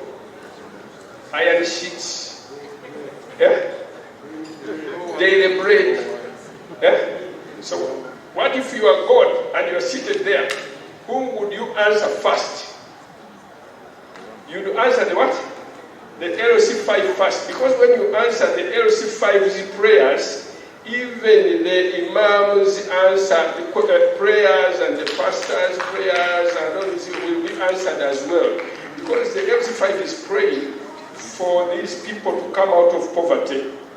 And God answers his prayers, and then the people come out of poverty. The next time the pastor stands up to make a fundraising, he will not even need to pray. The people will just contribute because the LC5 had his prayers answered, and these people are now what? Now, you see what I'm making, the point I'm making now. So what you see, most of the resources that should be in our hands are passed on to the LC5. Why? Because he has a broader perspective. Because that's where his mind is. Because for him, he plans for everybody, prays for everybody, is concerned about everybody, and that is where God will send the resources. So when you see those big cars pass by you,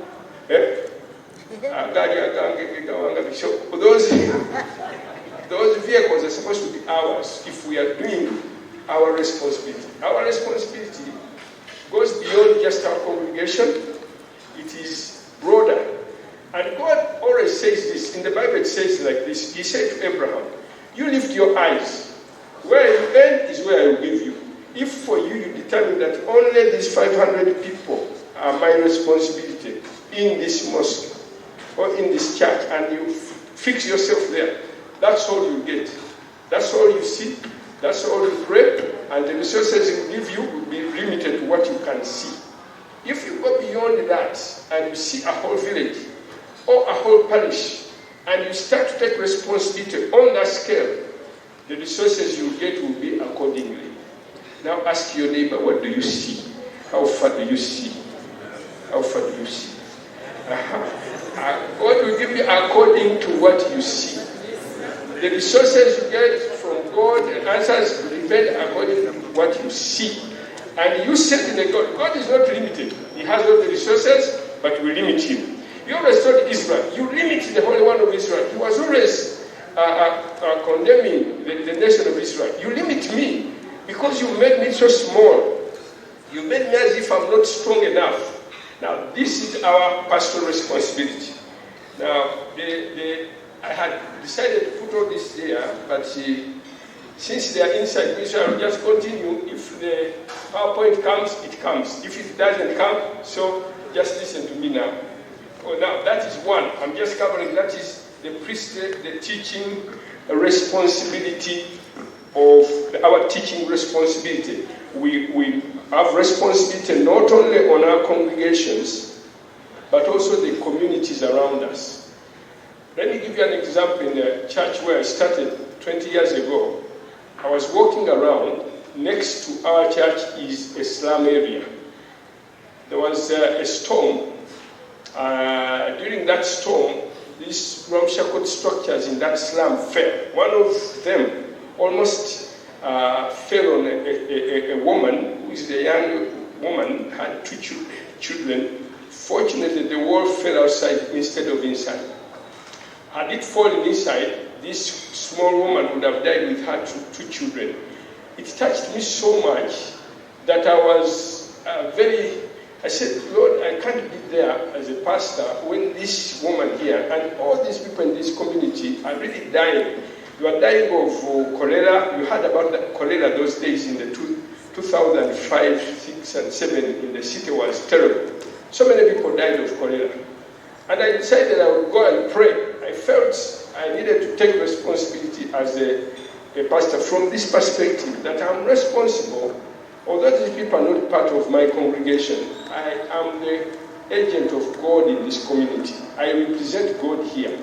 If I represent God, that means I'm the solution to the problems of this community. I'm the solution to the village. I'm the solution to cholera, to bad housing. So many of them were outside. They had no housing. They were displaced. So God gave me an idea to just rent and lease land from the owner who had all these ramshackle structures in this slum area. I leased it. I told this old woman, I asked her, how much do you get out of your structures every month? Of course, it was very little because these people were not managing. They were not paying her. She was a widow. She was struggling, and all of them were disappearing in the night.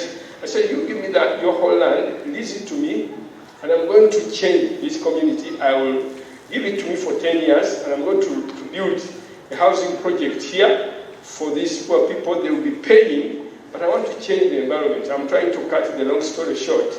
She agreed at first, reluctantly. She thought I was lying, and too good to believe. I said, after 10 years, these buildings will be yours. But somehow, I managed to get money I took my building to the bank, and I got quite a bit of money, and I changed that whole place. I built this housing estate of about 150 units, and when I did, I put walls around it, gates, and then it was all paved.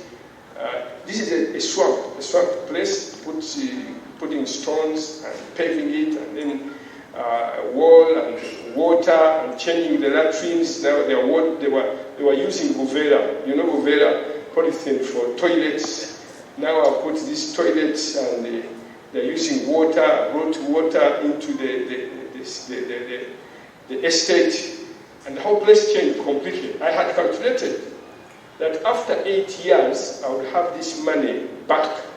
Even if she does not give me or extend my lease, at least I would have done something for the community. And that money which I was getting as rent from these new structures, I was able to pay the bank loan and then get a balance.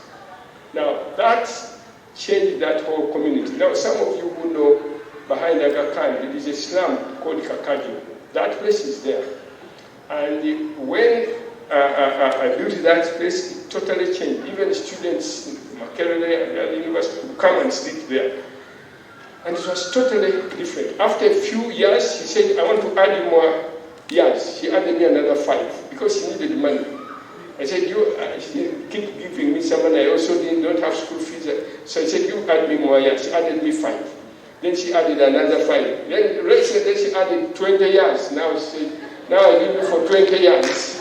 And I now managed to pay off the bank loan, and then managed to retain all the housing estate. Now that came from a burden to think that I have responsibility to do something.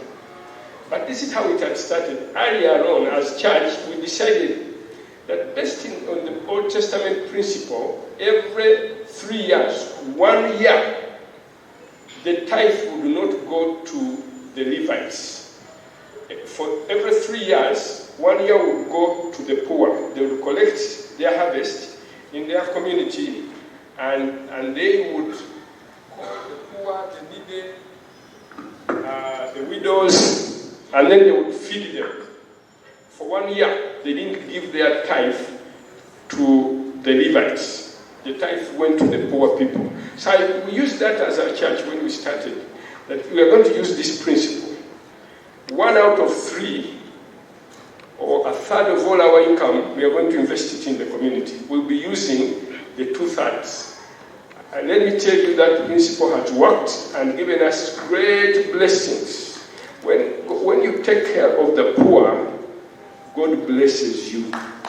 God blesses you so much because the scriptures say, when you give to the poor, you are lending to the Lord, and He will give you in the time of your what? Your need. Now, I had a big battle with my elders and the pastors, deciding that a third of all our income is going to go to the poor, to that community, because we had been doing a lot in that community, drainage, fumigation, all the people who didn't have kabuyonjo, the community well. Our third was going to that community. And we were already friends. Now, one time, KCCA wanted to demolish one of my structures. The whole village stood up and said, pastor. So the city council ran away. So I have a whole community that fights for me. Nobody can touch me, and don't dare come and touch me in that community, because, Now, why? Because now I took responsibility to pastor not only my congregation, but also to shepherd the whole what? Community. Now, I'm talking about our religious responsibility to love the communities where we are, not in words only, but in reality. I've told you, when you touch somebody with your money, you've touched their hearts. And we've continued to do that. A third of all our income goes to communities. We started a school in Rakai. Who comes from Padel? Anybody who comes from Padel here? Nobody. Now, okay. In Padel, in 2006, after the war, with that affair I was telling you about, I decided that we, as Baganda, needed to love our brothers in Akioli. So I went there with my young children and decided to stay in some of the camps, Alelo, Opit, Naka, about 5 of them, both in Acholi and in Chitum and in Padel. And I would spend time with them, teaching them how to work, explaining what I'm talking about. Now, one time these people came to me and said, "Are you really Uganda?" I said, "Yes." "Can you come here and be with us in this situation? And what is your name?" "Maybe you are Were, you are not Were." I said, "Were is a Ugandan name. We cannot understand how you can come here with your little children and live with us. You've really shown us the love of what? Of God." Now, people had come out of the war at that time, and we decided they were going to take 5 camps. One in Pajule, another one in Palanga, another one from Rachikoko, Padel Town Council, and another one I forgot. There were 5. And he said, "We're going to take every 1/3 of our income, as we have done in Kampala, to just invest it in these people." But as we started to do that, something happened. There was an organization here in the city. They had a lot of money. They had nothing to do with it. We told them, "Give it to us. We are going into the north." They had 110 million, which they had. And they said, "We can give it to you." So I went to those camps at that time. I called 10 leaders. I told them, if I come to do this project, it will be too expensive for me to keep running to and fro. I want you to be the project coordinators. Rather than me employing somebody from Kampala to keep coming with a big vehicle, per diem, fuel, hotel costs, that money, administrative costs, I'm going to give it to you on this agreement. I'm going to buy you new bicycles, brand new bicycles, all of you, on condition that for the 3 years of the project, you are going to be sending me reports. You write a report every month.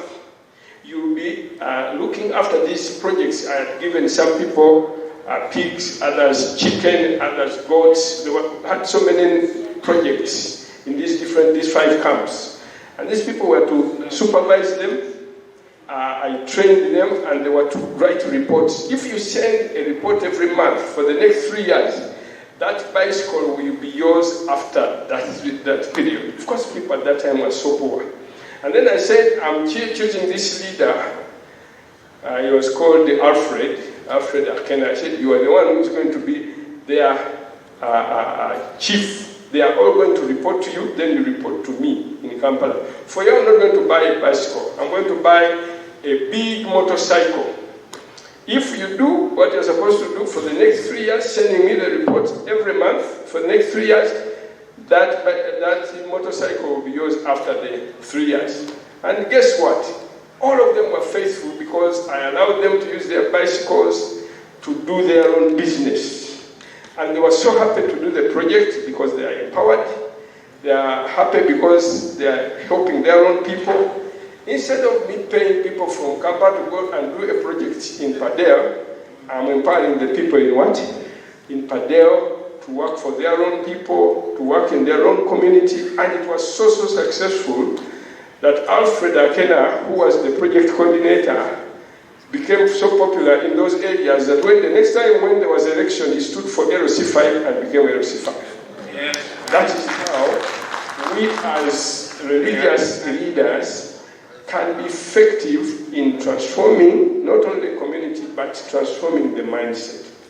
When I went back after a period, 3 years, when I was there that time, there were 5 minutes left. 5 finished. 5. Yes. Time is finished. Oh, okay.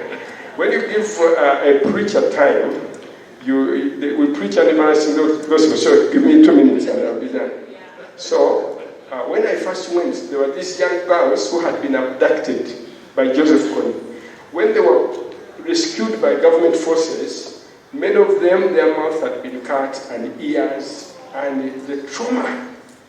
They were so much in fear, they were failing almost everything.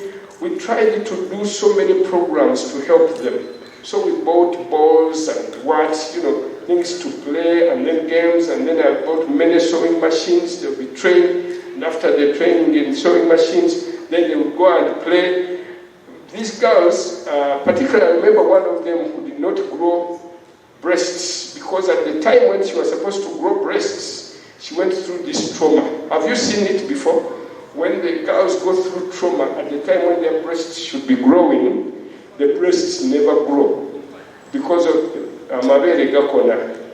because of the trauma of that time of Joseph Kony. So some of these girls did not have breasts because they were taken in the camps and they were traumatized and the hormones were affected, so the breasts never grew, and they were now 20 without breasts.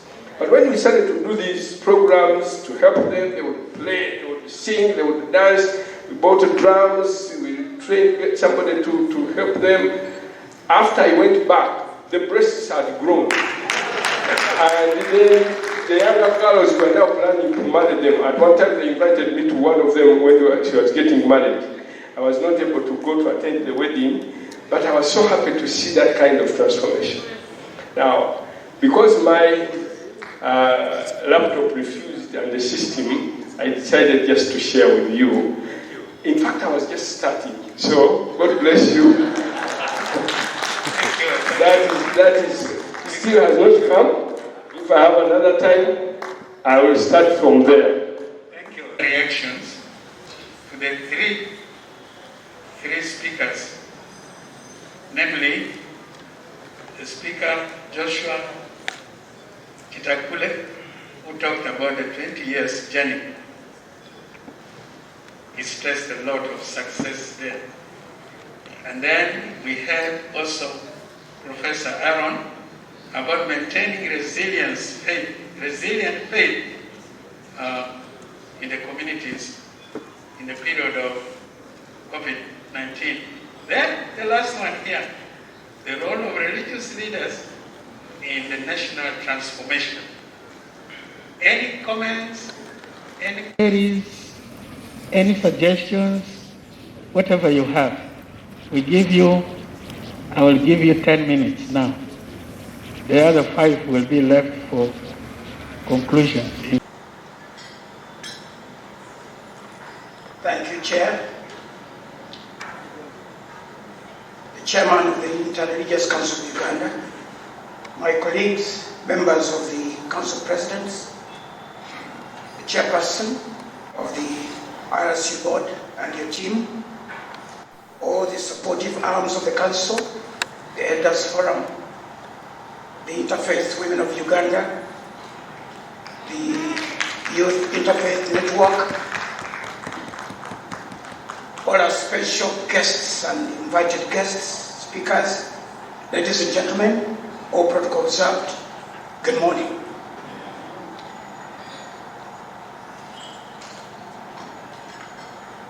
As you heard, my name is Dr. Joseph Serada.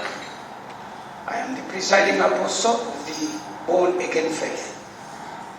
The Interreligious Council of Uganda was established much before the born-again faith fraternity joined the council by a visionary group of religious leaders who desired to create a front that would address issues that are common to all faiths. The programs they had in mind then were designed to focus on strengthening coordination of the multi-religious responses to the common challenges of the day, including HIV/AIDS, peace, human rights, conflict resolution, and finally, good governance. Other earlier religious organizations had excluded the born-again faith, the Barokari, as we are commonly called in the local dialect here, for reasons best known to them. But the IRCU saw how vital it was for us to be part of this organization and to have our contribution given to the well-being of a nation, and they allowed us to belong. We are grateful for their insightful consideration and inclusion at a time when it was hard to see our value. Our greatest joy over the last dozen years, it's been 12 years, has therefore been working together and learning from each other to address these national challenges. The open demonstration of unity in diversity amongst the faiths is no mean achievement. The fact that different faiths can set aside their doctrinal and theological differences and work towards a harmonious, united, and focused undertaking is in itself a massive achievement. We are proud to have been involved in the vital services to humanity, which I mentioned earlier. That is HIV/AIDS, peace initiatives, human rights, conflict resolution, good governance programs, and many others in the country together. Our presence at the IRCU has helped remove the misconception that we're just a bunch of noisemakers with no mention or worth or inclusion in any national activity. We've been able to undertake civic engagement programs with the citizenry in respect of their democratic and constitutional rights. We have also brought to light the citizens' obligations in the electoral and governance processes, and also highlighted the awareness that they can rightfully demand for accountability from religious, civic, and political leadership at all levels. The Council is consistently expanding its scope of service and ministry. Excuse me.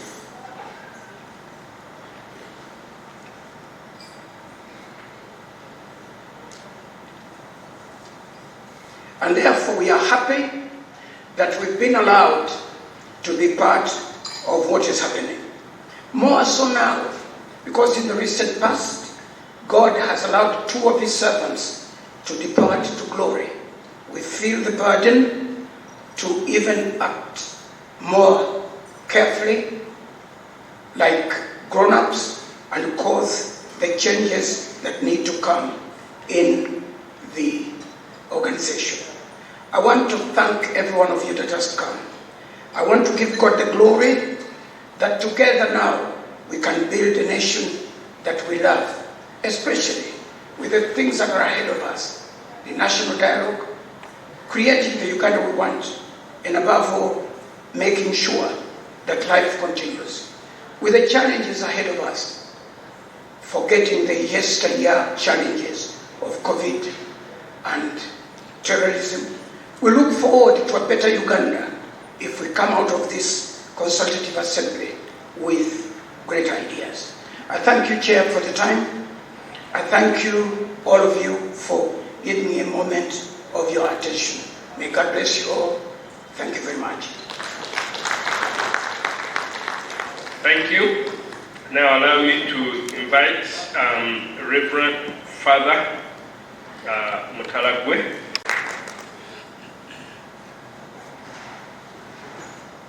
I thank you so much, Chairperson. I recognize all the dignitaries present.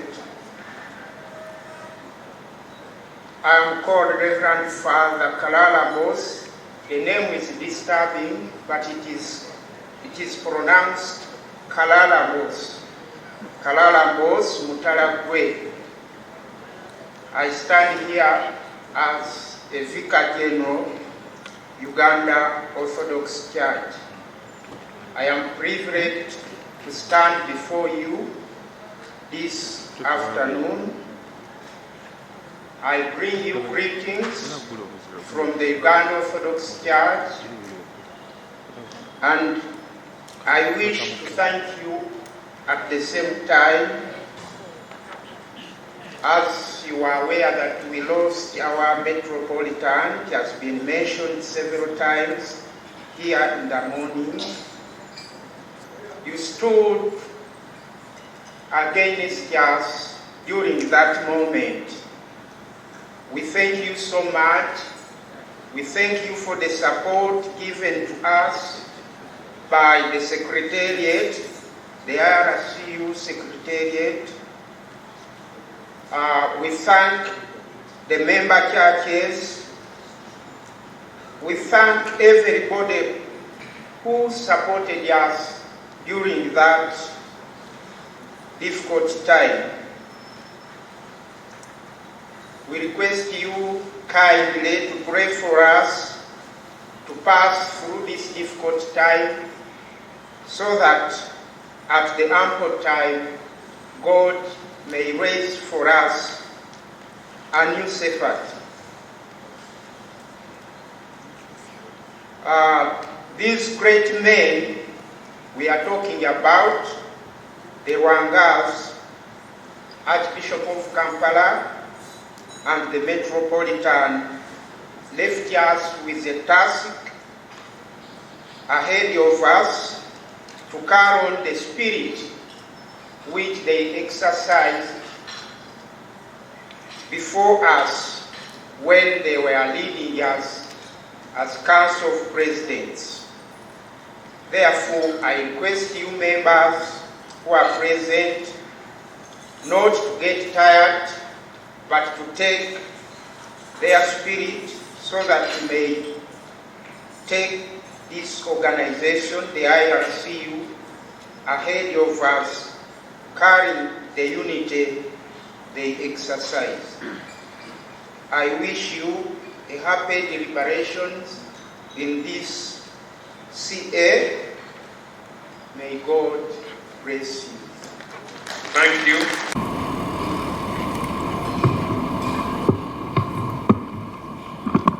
Thank you, Chair.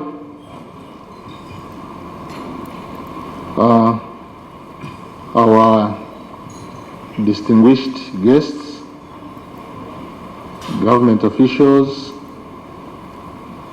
our invitees, the Council of Presidents, the senior religious leaders present, ladies and gentlemen, greetings to you all in the name of our Lord. And we thank God for giving us an opportunity, bringing us together after the last Interreligious Constituent Assembly, which was held many years. In a special way, we thank God who has protected us through the turbulent 2 years of COVID-19 and extended to us an opportunity to come and gather together. As we take time to focus on our achievements in the last 20 years, for which we thank God, as we look at our values and position ourselves, I thought at this moment to focus my welcoming remarks on our calling as religious leaders. As spiritual leaders, our first duty is to seek God, understand His will for mankind, and submit to His will, and proclaim it and God's agenda to our fellow human beings as God's spokesmen and spokeswomen. This duty requires total surrender and dedication on our part, and mostly requires integrity. We are living in challenging times when there is a lot of moral decadence, increased violence, and corruption. Society needs our guidance more than ever before, and God is looking for dependable spiritual leaders to stand in the moral gap in our society, to show the way and lead by example. I thank you for the positive role you are playing in working to heal society.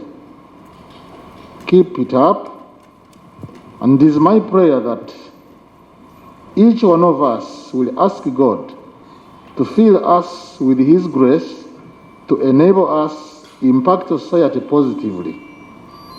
We must guard against any acts which will discredit our high calling. Our second key duty is to work and minister in a manner which brings hope and restore hope in hopelessness. Hope comes from God through faith in Him. This means we ourselves must be people of faith and filled with hope. As a principle of life, one cannot give what we don't have. As spiritual leaders, we must rekindle our faith and hope in God so that we will be channels of the same in society. We must live and act as people of faith and hope. Our third area of calling is to teach, lead, and show the way. Spiritual leaders should be knowledgeable and resourceful people. They should show the way and teach those things which add value to society. As a matter of urgency, we must provide leadership in economic empowerment of our followers, teach successful family building and parenting. These areas need our urgent guidance, teaching, and leading by example. The need for our services and ministry is just too much in our times. Let us position ourselves to meet the demands of our times as we work towards the Uganda we want, a caring nation, a healthy nation, a prosperous nation, and a harmonious nation. I wish you the best of God's blessings in these 2 days. Thank you very much.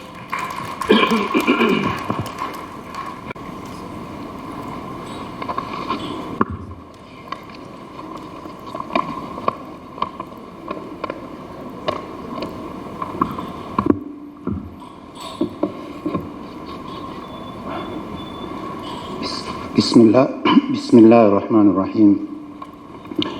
In the name of the Almighty Allah, the Compassionate, the Merciful. The chair of the session and our chairman of the Council of Presidents, members of the Council of Presidents, the chair and members of the board, Interreligious Council of Uganda, distinguished members, ladies and gentlemen, Assalamu alaikum wa rahmatullahi wa barakatuh. May the peace of the Almighty God be upon you all. On behalf of His Eminence, the Mufti of Uganda, Sheikh Shaban Ramadan Mubajje, I would like to convey his sincere greetings and apology for not being able to be here in person. He is attending the African Council for Religion and Peace in Nairobi, to which he is the vice chair. And the chair of that council did not make it, so the Mufti himself is the one that is chairing that event. However, I would wish to extend his sincere appreciation to you all for accepting to build solidarity among the religious fraternity of Uganda and building a model which is really an excellent model, not only in the region of East Africa, but all over Africa and all over many other countries in the world. This model of togetherness, peaceful coexistence, should not be taken easily, should be valued highly. Let us promote it from the level of convenience where it started, that some common concerns brought us together. We need to build firm foundations to extend this to further generations. We need to build firm foundation to extend this coexistence to further generations. And that can possibly be done if we are to inculcate it, to inculcate the spirit into the curriculum of our teachings of the faith, and also volunteer to push our agenda by ourselves. I know we are highly dependent on our partners, donor partners. But as religious fraternity, we need to accept this reality and be able to contribute to it effectively and promote it to another level. I want to commend the IRCU management and board for holding this assembly. Though it is IRCU constitutional mandate to hold this constituent assembly, as the Secretary General has indicated earlier on, I strongly commend the convening of this assembly as a spiritual mandate, stipulated from both the framework and perspective of religious way of life, labor, activity, and rest. According to the Holy Quran, chapter 94, verse 7 and 8, it is called Surat Al-Inshirah, meaning to open up and remove stress, to open up your heart from depression. The verse says, therefore, when you are free from one task, resume another. فَإِذَا فَرَغْتَ فَانْصَبْ وَإِلَىٰ رَبِّكَ فَارْغَبْ. Therefore, when you are free from one task, resume another task.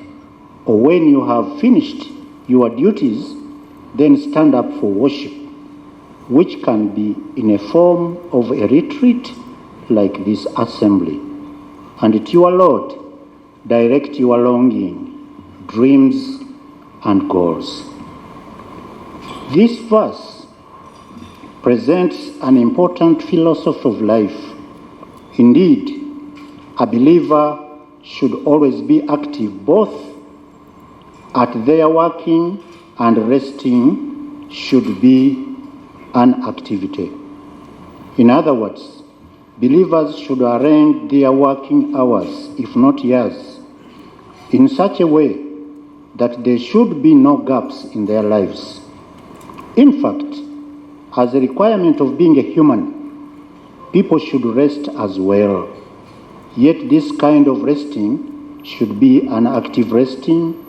For instance, when people whose minds are busy with reading and writing become tired, they can rest by lying down or sleeping, but they can also rest by changing the work or activity they do. They may read holy books, perform prayers, do physical exercises, or engage in a friendly conversation or dialogue, as it is in this assembly. So in conclusion, it must be the manner of the believers that they are always active in matters of social concern and never to hide away. Never to hide away from matter of social concern and remain active by changing and redressing their activities and laying strategies for the next levels. So I thank you, members, for having accepted to be part of this assembly, and I look forward for a more informed strategy that we are to undertake, because challenges of contemporary situations have overgrown, but we need to stand firm and remain solid and together. Thank you. May the peace of Allah be upon you all. Come down from it. I already greeted you earlier and gave you a hug, but I'm joining my voice to the rest to welcome all of us. It's a great opportunity for us as religious leaders to meet together to discuss matters of concern, not only in our religious fraternities, but also in the nation. My greeting is emitweje bikulu ebigalimu, is the summary, headlines of what I will share later on. Our role as religious leaders falls into three categories. The first is prophetic, the second is priestly, the third is kingly. That is when I'm coming from the biblical perspective. I'm sure that is similar in the Muslim faith. We have a prophetic role to the nation to speak to our leaders. We have a pastoral or priestly responsibility of praying, of shepherding, of nurturing, not only the people we lead, but also our leaders in politics are also our sheep when they come under us. When they come in our places of worship, we are their shepherds. We are supposed to speak into their lives, to nurture them into God-fearing leaders. But we also have a kingly role to bring transformation to our nation. We have a kingly role to transform society. When people are in poverty, God's solution is not actually a politician. Politicians are not the solution of God. God's solution is we, the people who know Him. All through history, it is the people who know God who have always been the channel and the solution to social evils, political evils, and many others. Of course, also religious differences have caused a lot of problems to humanity, but it has always come because of misinterpretations. Misinterpretations always caused religious chaos, religious fightings and all that. But when the people who know God interpret the scriptures right, they always become the solution. So our coming together means bringing a prophetic solution and voice to the nation, especially in the time now that we are suffering this epidemic of corruption in this country. For me, it really bothers me so much that the corruption is really an hemorrhage which is taking about 30-40% of our annual income every year. And it is something that really government has no solution to, even if they try, because they use the law and the law doesn't change people's hearts. It's only we who have the weapon that can touch people's hearts. And that's where corruption starts. Jeremiah chapter 17 says, man's heart is corrupt to the core. So all forms of corruption, be it at home, public office, political office, it always starts from the heart. And government does not have a weapon to deal with the heart. It is we religious leaders who can speak to the heart. And for that reason, God has vested the weapons of dealing with corruption from the roots in us. And so our coming together therefore means that we can speak, we can agree on how we can handle this. And finally, while we are here, I really believe one of the big meetings that we had in this hall about a few years ago, maybe 5 or 6, was when comprehensive sexual education was brought into this country and spread into the ministry, into our schools without our knowledge. And when we met somewhere in Mukono, in one of our IRSCU meetings, we discovered that it was spreading. We agreed that we would call the Speaker of Parliament and the whole Parliament, which we did a few weeks later, led by the late Dr. Cyprian. He organized this meeting for us. We called the Parliament of Uganda here, and the Speaker was sitting here. And we told her and the Parliament that we as religious leaders, we did not want the morals of our children to be corrupted when they are still young. And we said, if you continue and allow this, all of us are going to withdraw. And you know, combined together, our schools are far more than the schools of government. And that day, Parliament accepted, made a resolution, this was going to be banned. And they followed through with the Ministry of Education and this comprehensive sexual education, the way they were interpreting it, right-based rather than value-based. You know, it was banned, and they agreed with us that we, together with the Ministry of Education, will develop another curriculum which is value-based. One of my hopes in this conference, in this consultation, is that we revisit this and come up with very, very strong solutions to this, because after Ministry of Education agreed, some NGO went to court, contested that, and recently they got a ruling by court that ban is null and void. They should continue with this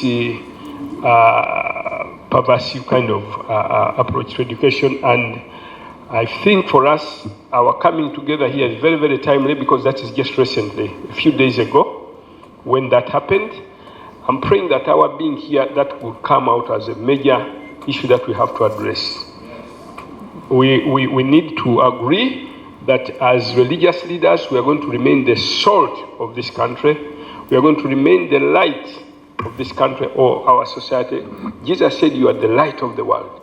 You are the salt of the world. When the salt is lost, corruption enters. We are not going to allow our children to be corrupted. We are going to make our stand.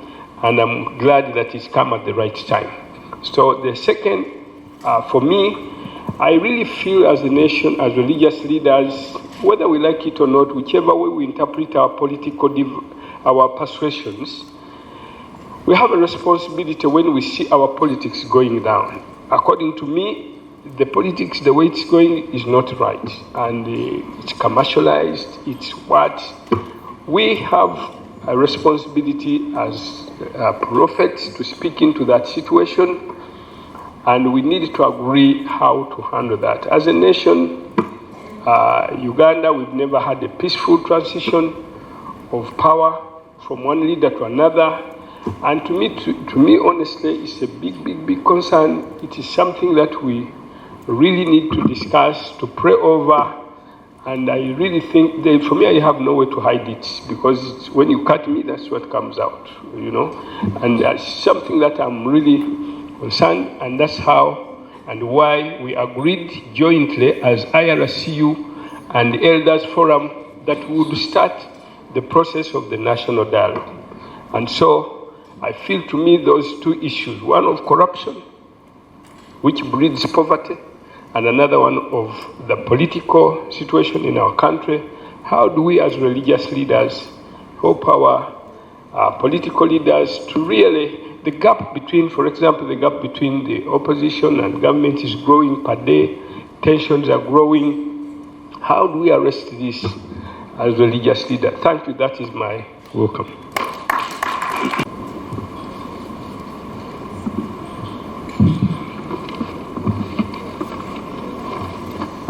Thank you very much.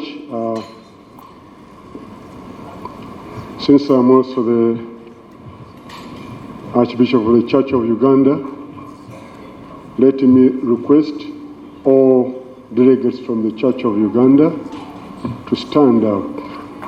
All delegates from the Church of Uganda, would you please stand up?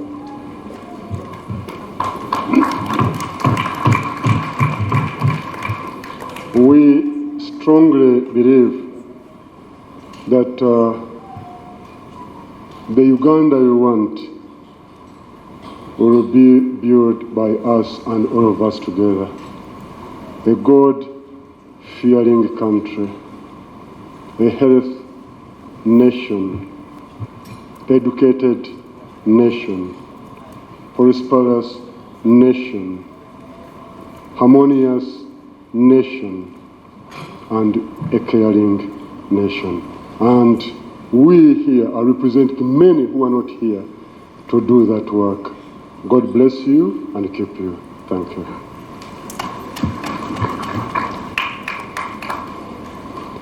And now, as the Council of Presidents, I want to acknowledge all the protocol, the way it has been followed very well by Secretary General.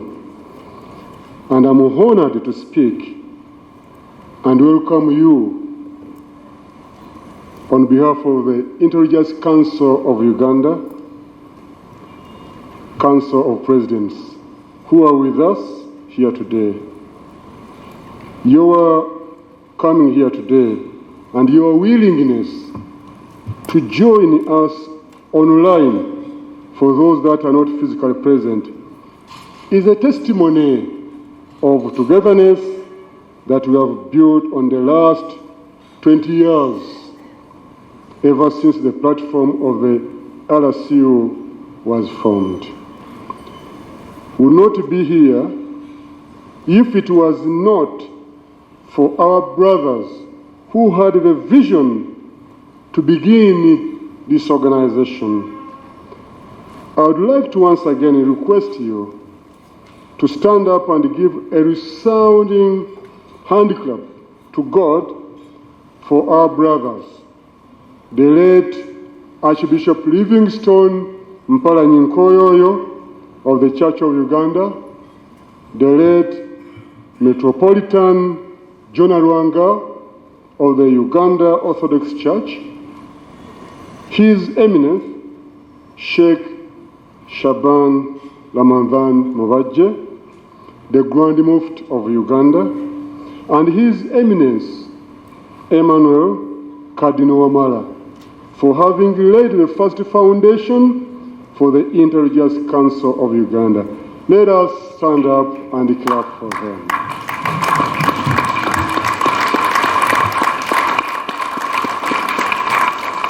Thank you very much. You may sit.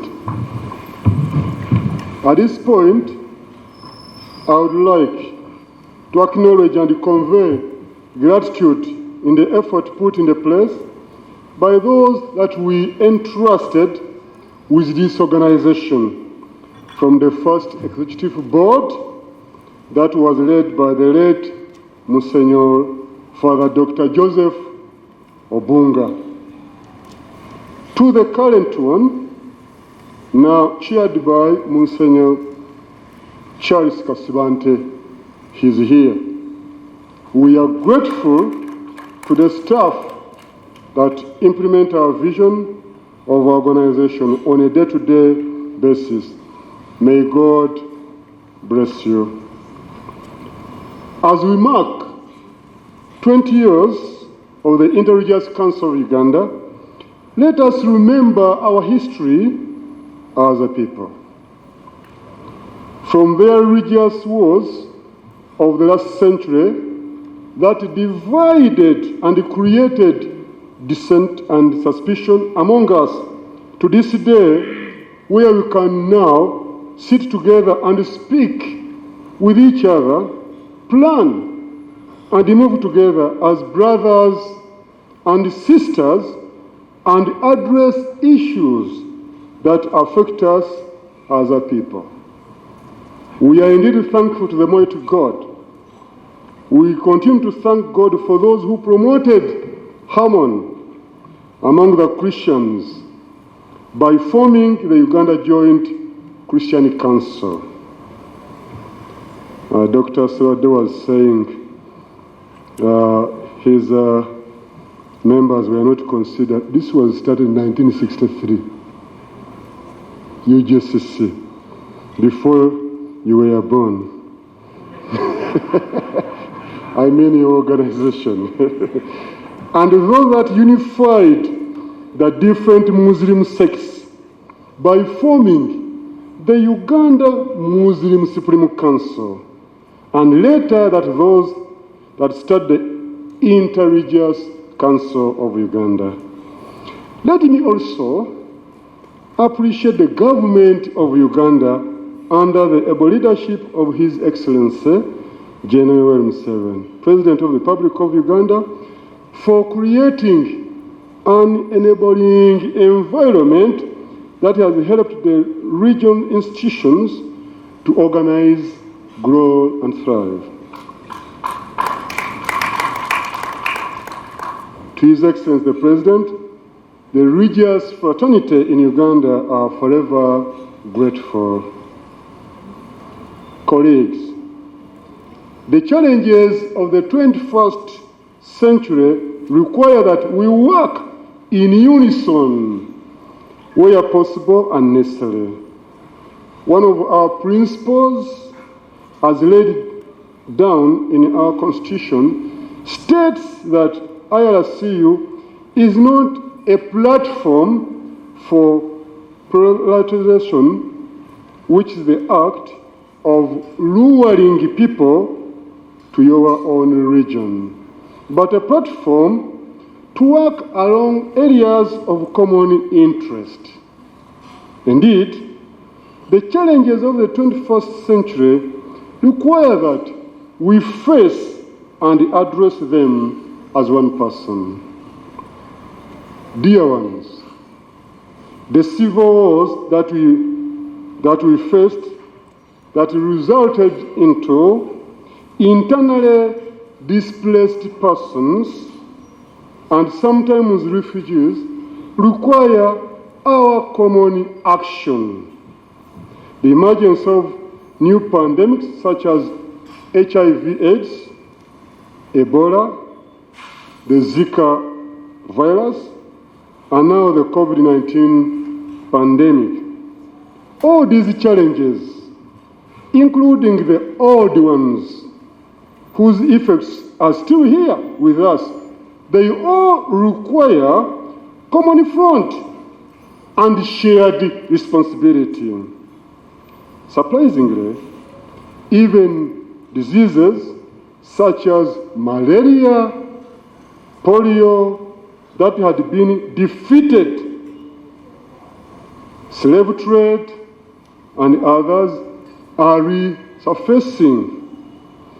slave trade has now metamorphosized.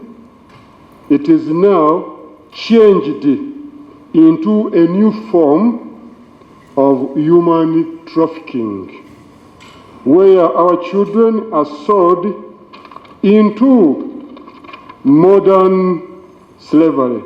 In the past, people were forced into slavery. Today, people are going voluntarily in slavery with a smile. We must remain focused, act, and speak in unison to defeat these emerging challenges that IRCU provides a unique and important platform for us to work together. Brethren, as you are aware, the Intelligence Council of Uganda is a total sum of our structures and networks, which is the biggest platform for us to work together. It's the biggest platform for engagement, the biggest platform for a common action. This is for our time of engagement in our country. Before I conclude, I wish to acknowledge that the 20 years of our existence have been fruitful because of your support and active participation in our work. And the partners who have walked the journey with us, we are really very grateful. They have provided and continue to give financial support and, most importantly, technical advice in areas where we fall short. Some have supported us for the last 20 years, from the time the IRC was formed. These include Regions for Peace International, the United Nations Population Fund, the United States Agency for International Development, USAID, the United Nations Development Program, UNDP, UNICEF Uganda, the Irish Embassy, Irish Aid, Tokyo Uganda, World Vision, the African Council for Religious Leaders, and others. We are forever grateful to you all. Let's clap for them. In a special way, we thank the President of the Republic of Uganda, His Excellency, General Kaguta Museveni, for providing the necessary financial resources to the Intelligence Council of Uganda Secretariat so that it stays as a going concern amidst the challenges that we face in our country. Lastly, let me say something about COVID-19 pandemic. The pandemic has had adverse effects, including the collapse of the many businesses and loss of livelihoods. We have had challenges to do with early marriages and rampant teenage pregnancies. Not only that, we also have heavy loan burdens by the educational institutions, especially provide schools that risk to be taken by the banks or money lenders. Teachers opting for other jobs as they do not have salary. The learners taking on casual jobs and the vending merchandise. We are not also sure whether some teachers will come back to teach. We need to pray for that. I call upon all Ugandans that are eligible to embrace the COVID-19 vaccination. Remember that at one time, the opportunity of a vaccination was not available to us. Now, we have all the vaccines. I urge you to get vaccinated so that our economy and the worship places can fully open and have our children go back to school. Once again, I welcome you all and wish you a peaceful stay during our fourth Consultative Assembly. May God bless you all. The opening ceremonies, the opening remarks, and all those procedures. And so now we are set for the next level of our program. I want to welcome you all to this second section of our program.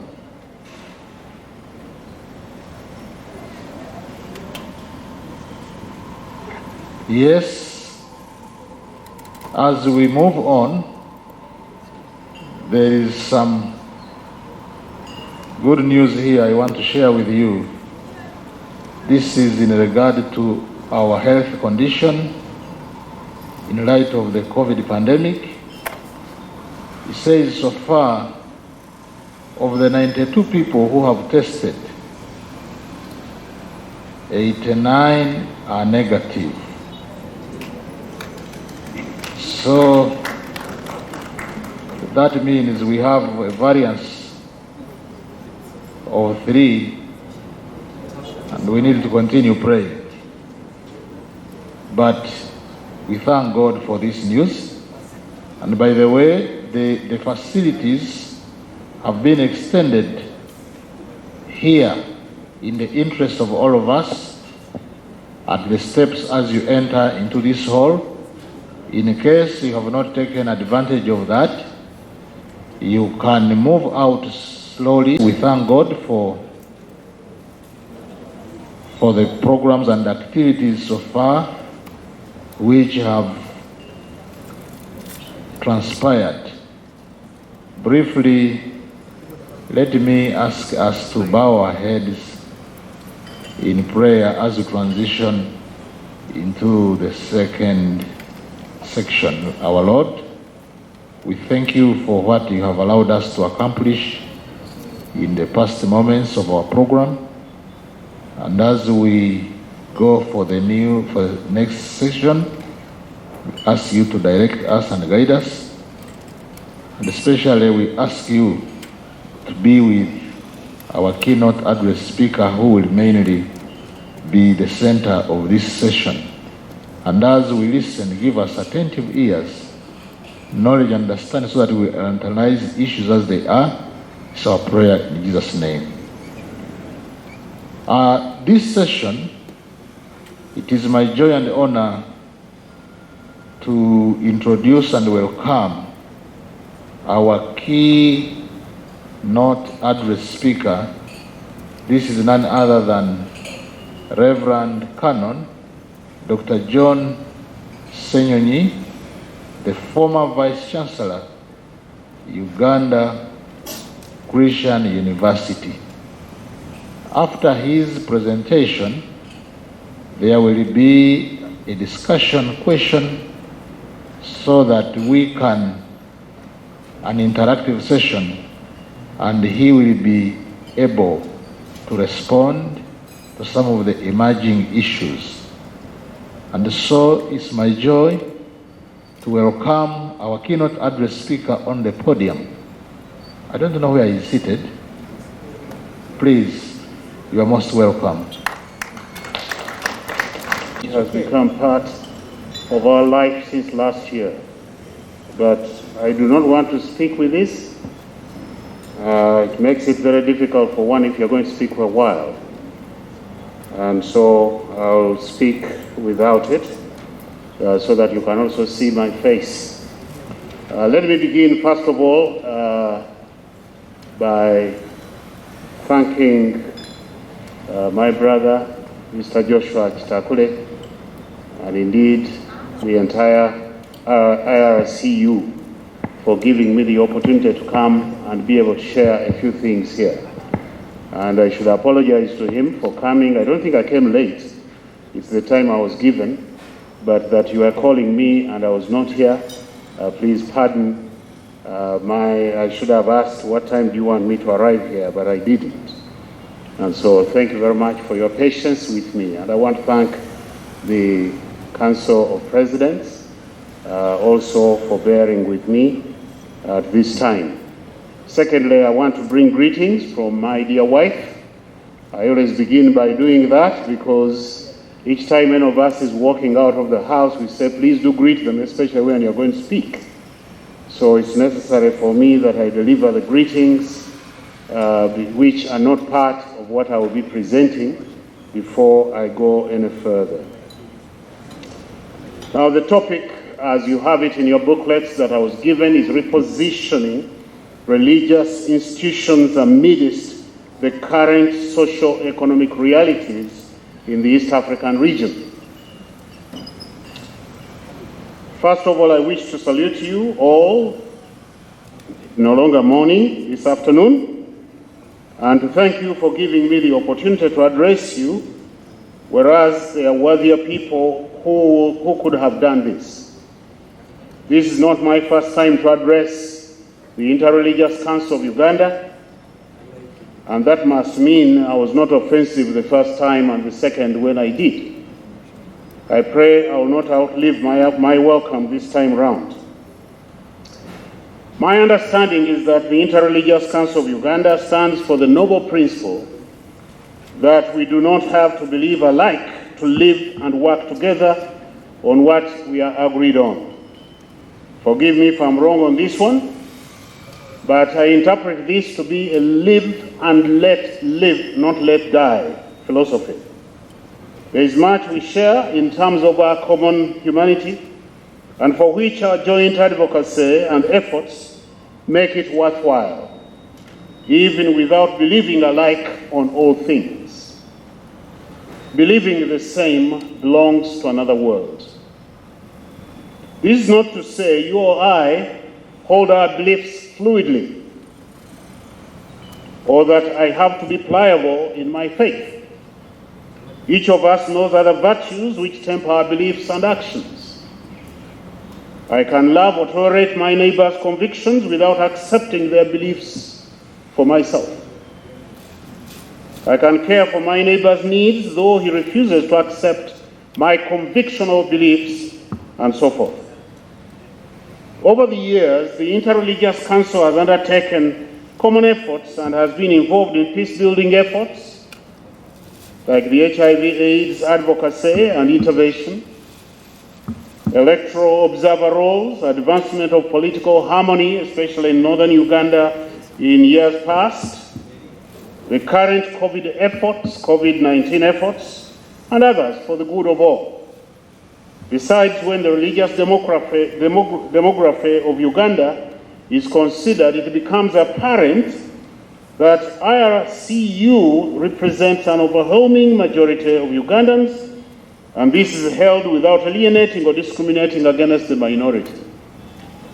It is no wonder that government has taken notice of this organ. To this end, IRCU deserves applause. And I thank our religious leaders to this end, especially the Council Presidents. As well, allow me to congratulate this organization marking 20 years of existence. I looked through the write-up that was sent to me and I thought there is much that is commendable that IRCU has been able to accomplish. I suppose that this assembly will also afford you the opportunity to think ahead and to chart the way forward so that in the years to come, history will judge your efforts kindly. Last year, our nation, just like the entire world, was embroiled in the global coronavirus pandemic that has evidently transformed our socio-economic landscape. So much so that it has forced nations to reorient their priorities. It has affected life and the livelihood of all, rich and poor, ordinary and great. I will say more on this momentarily. Let me just turn now very quickly to what one phrase that was given me, socio-economic realities in East Africa.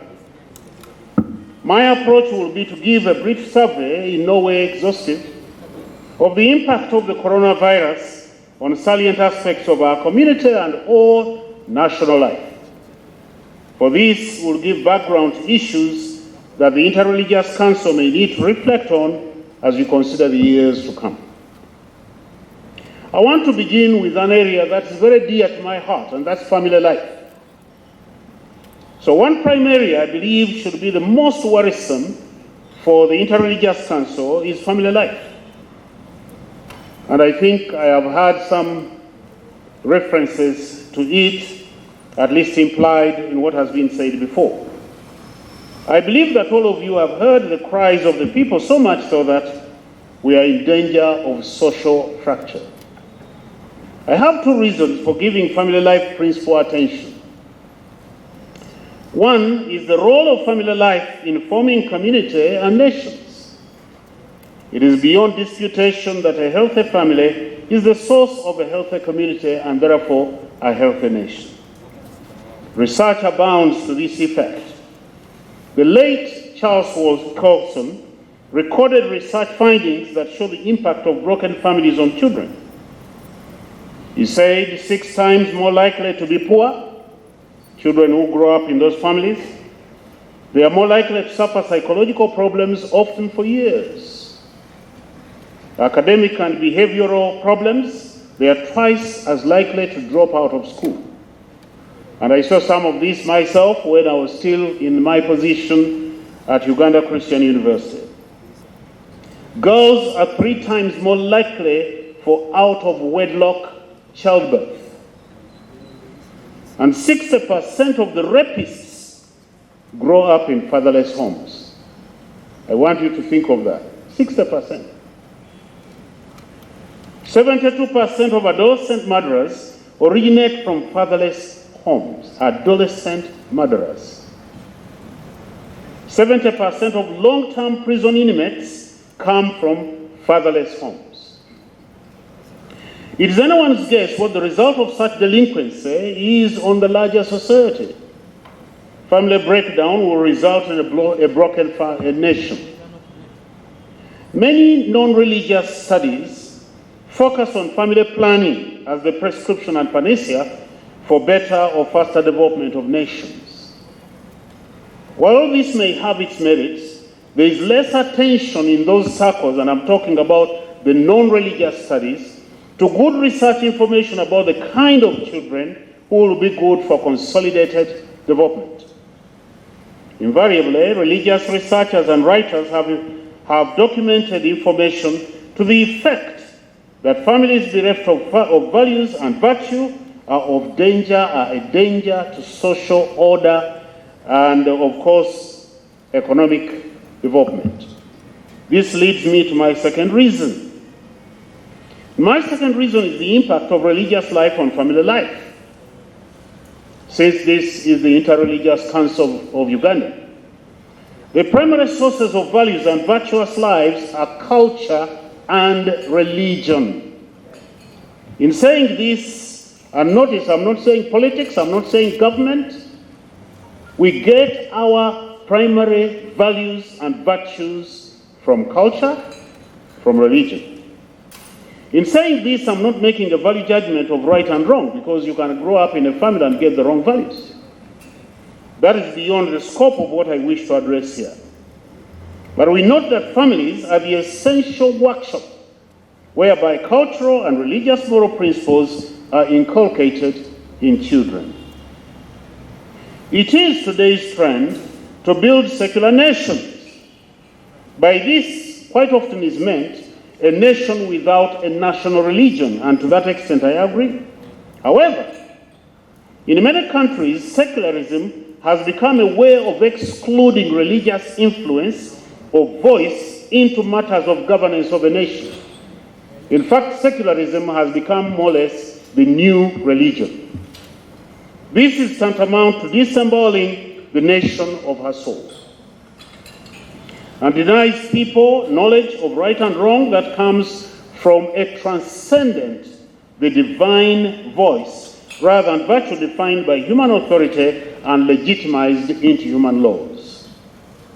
For that reason, I believe that the Interreligious Council has a legitimate duty to be concerned about family life, and thereby to influence the post-COVID family. Well, we are still going through COVID, and when I say post-COVID, I'm not saying we have gone through it. Let me now talk a little bit more about the COVID-19 pandemic as we know it. One of the boons from this pandemic is what it has brought to the surface. I wish we could have learned this differently. My use of the phrase brought to surface is intentional, because I am convinced that the symptoms for these problems were simmering under the surface previously. COVID-19 simply provided the environment as husband and wife, parent and child were unexpectedly locked up at home. I contend that this unprecedented homecoming brought home family strangers and put together lustful individuals like butter near fire. Consequently, hell broke loose. It then became apparent that the alienation in families was not merely occupational or geographical, but fundamentally relational. Within 1 month of announcing the first lockdown in March 2020, and the statistics are there for you to read, reported cases jumped from around 300 to about 800 cases. That's gender-based violence. I should have put it there in April 2020. But of course, they kept on rising. The numbers kept growing, as we all know well today. This is in addition to other social ills that surfaced in the same period. Teenage pregnancy alone became somewhat of an epidemic alongside COVID, as school children were preyed on by parent and stranger alike. People have been thrown into confusion as they lost loved ones, they lost jobs, working from home, uncertainty of children's education, and the list goes on. I just didn't want to belabor all of that, but there are very many effects that have come by reason of COVID-19.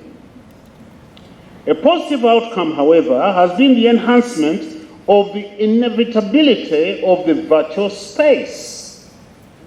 I'll be coming back to that on the negative side. Whereas the technology existed before COVID and was on course in richer countries, the uptake in Uganda was lax at best. Many will argue that costs prohibited them to begin the migration. I would argue that costs were compounded by the disinclination to invest in and adopt the new technologies, as we have eternalized within ourselves our old ways. When COVID hit us, institutions scampered to put money where it should have been put gradually in the first place. It remains our curse that we are conservative in essentials and non-essentials alike. In truth, the impact of COVID is still unfolding, for we neither know all there is to know about this beast, or indeed the beast of tomorrow, like now we do have this Omicron variant. Then there are those mostly educated and staunchly religious who advocate and practice vaccine hesitancy. I have found that most of these give little room for argumentation, as they are stuck in their own convictions with no window of discussion allowed. Unfortunately, the very countries that originated some of these vaccines did not help when, while using the same vaccines, simultaneously closed doors to other nationalities using the same donated vaccines, and you know what I mean. The hoarding of vaccines has not augured well with the doubters either. Forgive the pun, but I guess if Jesus lived here today, he would have asked, are you keeping the good wine and donating the bad? When I first heard queries about vaccines, I opened my ear to both sides of the argument. The arguments were mostly about conspiracy theories against Africans or others, as we are always wont to claim, and the haste in production of a vaccine. Both queries for me, and especially the last, were answered conclusively by a group of very respected medical doctors that I trust, who put the vaccines in their historical and medical context. It's not my purpose to digress into that here, but what many people are not aware of is that these vaccines, if I may advocate for them, were actually in research like 30 or more years earlier, even though this COVID came later. Suffice it to say that the vaccines are safe for Africans as well as for other people to use. And I have had both my vaccines. I hope very soon, my Archbishop, I will go and get a booster. Beyond the individual and the family, COVID has hit whole nations. The poorer countries worse than the rich. It is time for poorer nations to pull themselves up by their own bootstraps. And maybe this is not the worst that could happen, for our nation must look at its own resources, harness them, and prudently use them rather than feed our insatiable appetite for loans. Loans that enslave our countries. I know we may need a loan here and there, but I also know no bank or country that lends to the poor country does so to genuinely help. That's not the purpose of these banks. That's not the purpose of these countries. They always have invisible strings, and those are used as the noose around our neck, around the neck of poorer countries. So as we look at the aftermath or the ongoing ravages of COVID, it may be prudent to think smarter and to think alternatives, alternative ways of doing something. IRCU may play an advocacy role and a modernizing voice to our nation. Sadly, most people look at religious entities like the relics of yesterday, and we sometimes give them no reason to view us differently.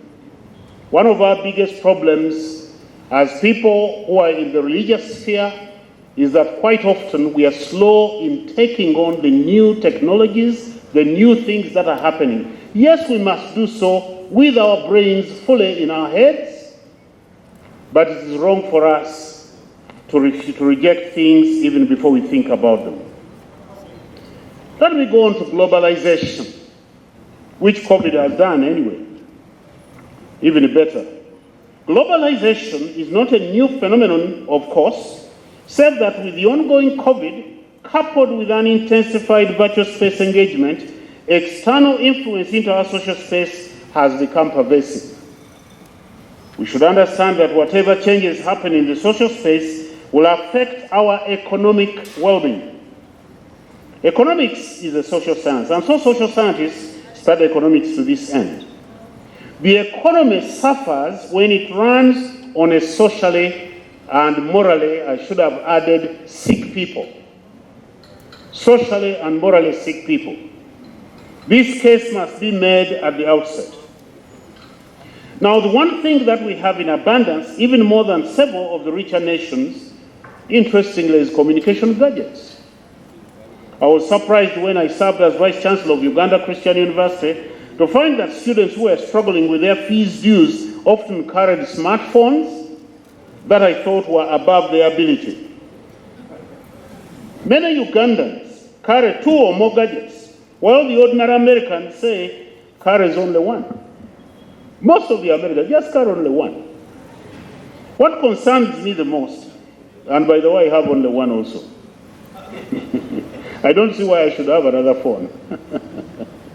What concerns me the most is how those gadgets are or were used during the lockdown, and if their wrong use continues to bedevil our people. I'm aware of increased cyber attacks. I have handled some cases, and porn permeation since COVID set in. Such ills usually come with heightened criminality and addictive behavior.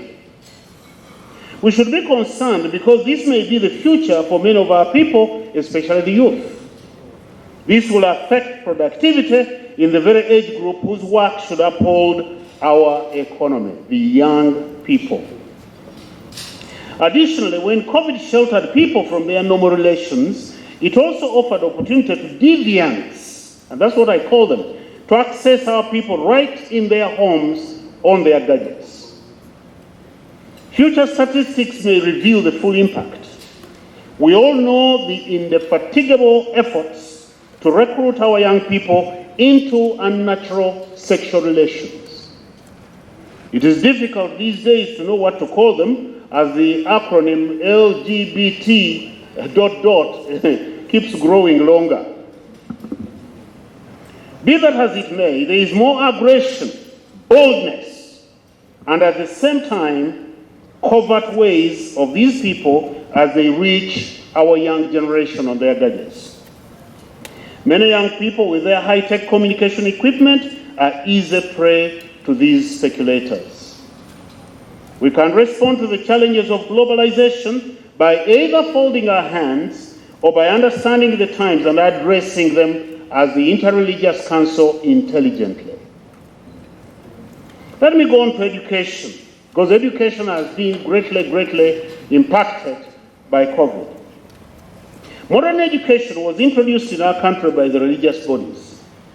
It is a documented fact that the colonial government did not take interest in organizing education facilities until the third decade of the 20th century, the second or third decade.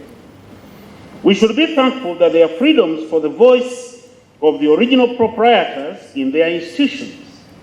The question remains if the founding body's influence is felt much in these institutions. I was so happy to hear Bishop Ruere talk about taking back. That threat would hurt many, and so government needs to listen to that. He who captures the thinking of tomorrow will win the day, not he who prides in owning the institutions. Owning the institutions is a very small thing. But if you can't capture the way young people think, then you are left behind. The prolonged out-of-school stay for the children has largely meant staying home very often unsupervised. And by the way, I do have my grandchildren at home, and every now and then I take turns to supervise their education. And for me, it is a special thing. We now have hope for their return to school in January 2022. I think that the Interreligious Council should be on her feet to prepare for this return. Let me take one matter to illustrate what I'm talking about. We all know that government,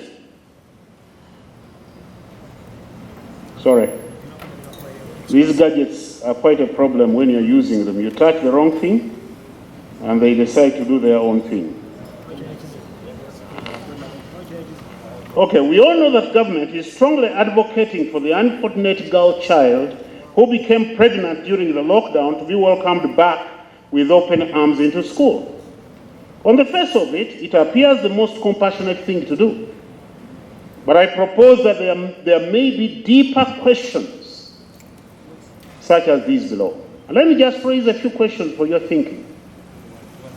The first question really applies to all children. Will there be a general program to support students and even teachers with adjusting back to school after a long absence?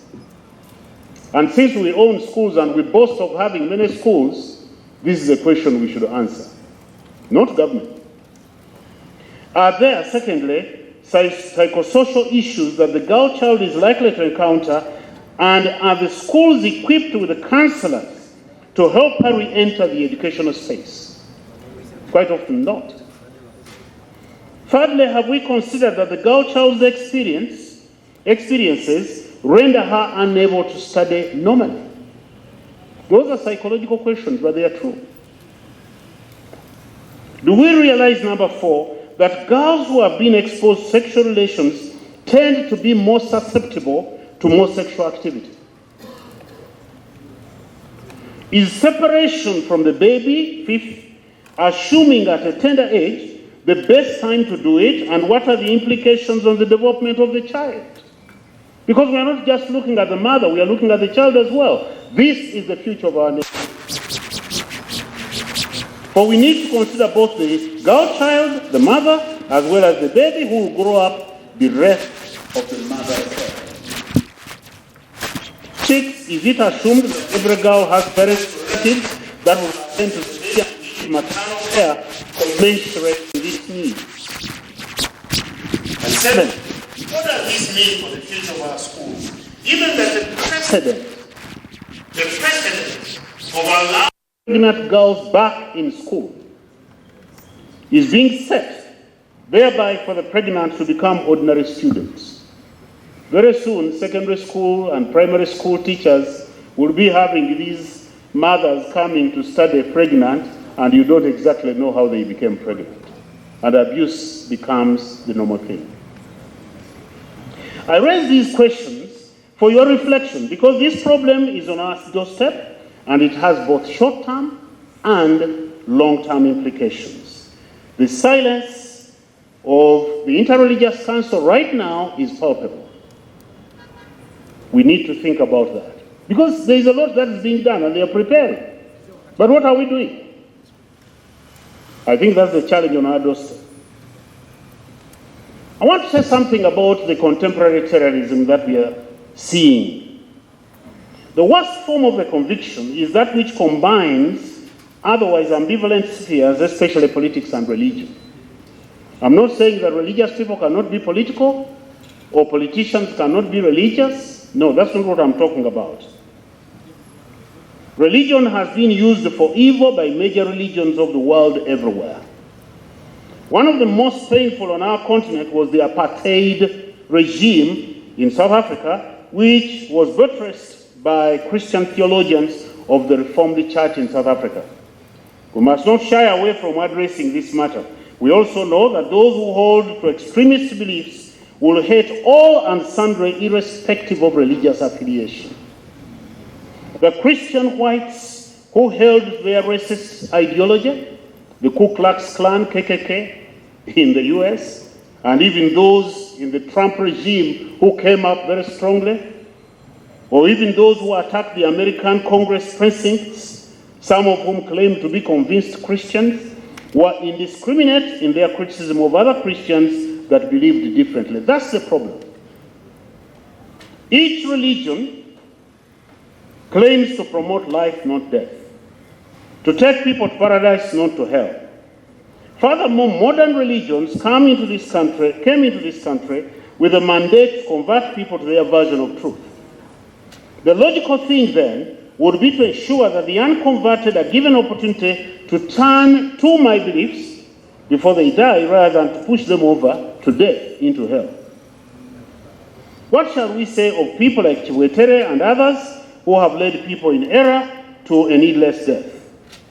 I personally believe that religious leaders hold much power by what they speak and preach to keep especially gullible young people from falling prey to the fundamentalist ideologues.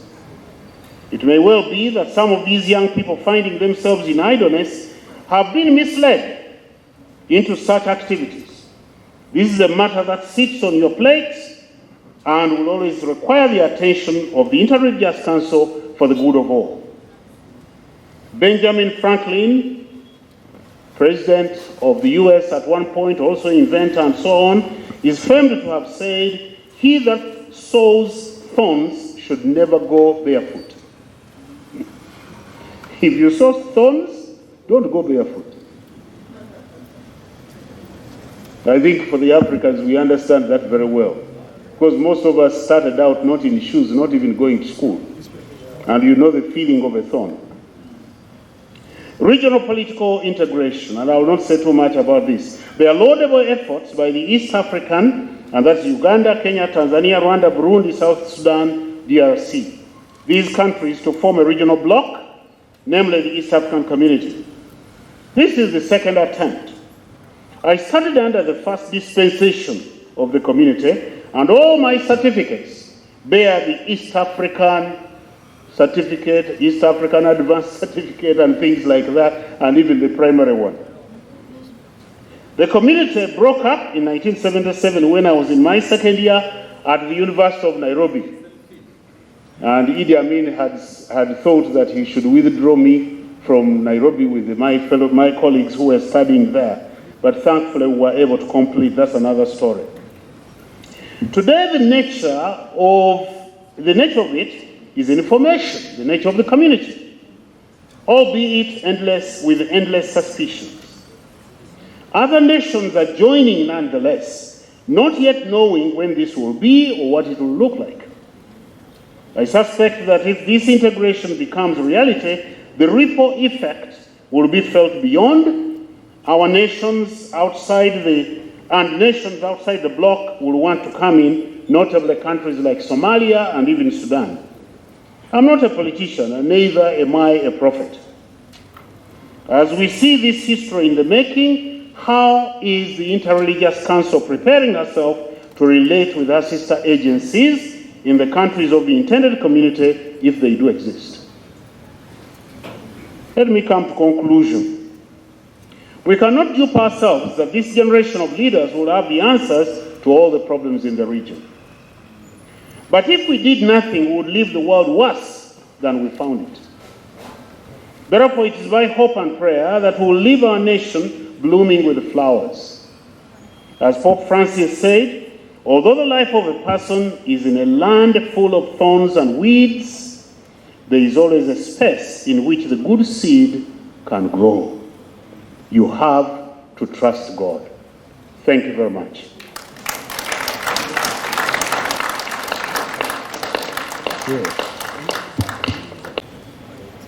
And so we need to use the next maybe 15 minutes to listen to reactions, questions, and the points of affirmation and so on. So we want to give the floor, the audience, chance to respond, to react to this address, which has articulated several issues, advantages, and challenges we need to embrace, think about, position ourselves for. Can I see 5 hands who want to give reaction? I will request members present in this assembly to give Dr. Sinyonyi another applause for the wonderful message of the day. As he spoke, my main concern was about the people who participate in making these girls pregnant. They are often referred to as perpetrators, and it's often assumed that they are adults. But do we need to stop and think that because of the lockdown and because of the unsupervised time that many of the girls have had, they could have had consensual sex, it could have been casual sex, an agreed encounter, and yet these may be young people like them who also need some form of help. Yep. How are we going to seek them out? How are we going to help them? Because once a young man or a young boy is involved and makes a girl pregnant, probably he's scared and then he has to go back to school. Let's imagine maybe King's College Budo. His mind will not be settled. He'll always be thinking about what he did, how he did it, the consequences that are following this young girl. What are we doing about the young men and even the older men? Yep, that's food for thought. Stephen Patrick Achila is the name.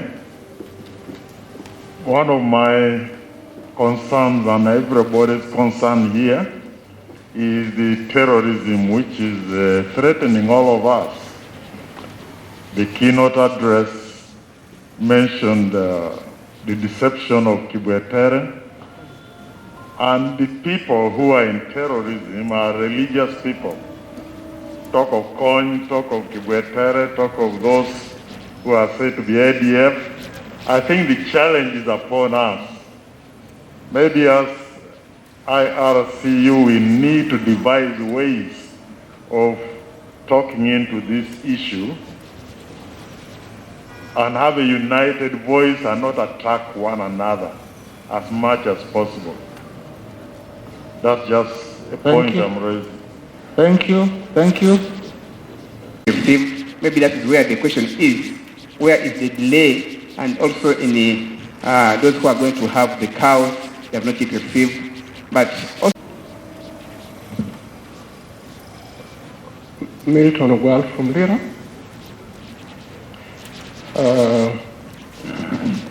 Our speaker has made a very remarkable statement, which I want to paraphrase.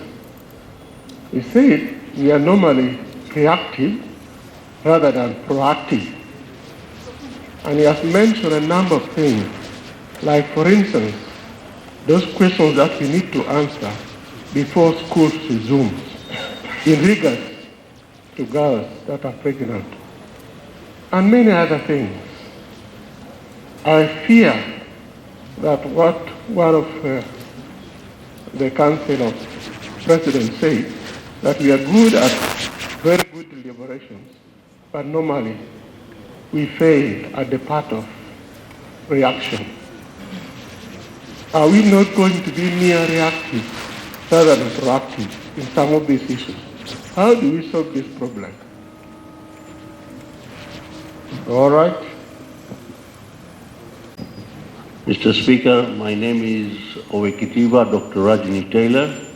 I represent President of Hindu Council of Africa, Musaja Wakavaka.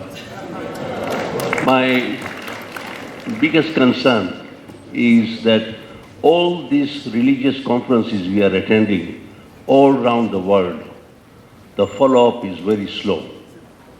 And I think this should take it a bit seriously about it, because I have talked in every conference, Uganda, Kenya, Australia, Vienna. So I kindly request that the follow-up should be made to see that we are achieving something. The second question one of the colleagues said about the terrorism. We have seen the youth now getting involved. Can we, the religious leader, do something about this youth and make them to be busy? It doesn't matter from which religious sectors they are getting involved, but I think this is very, very serious. In recent bombings, you have seen the kids are getting involved. So kindly request the religious body and others to see how we can educate them, and if possible, to look for an employment. Thank you. All right. Thank you, Mr. Chairman. Two things. First, thank you, Dr. Senyonyi. I want to appreciate you for the work you did at UCU. During that time you were there, I benefited. 3 of my children went to that university, and the picture they came up with, we appreciate. One of your statements and one of your policy that you left in there was, if a daughter or a girl went in there as a student, should not come out as a mother. That was a milestone in that institution. It brings me to a point where you talked about the surfacing, the pandemic bringing to surface the problems that have been hidden.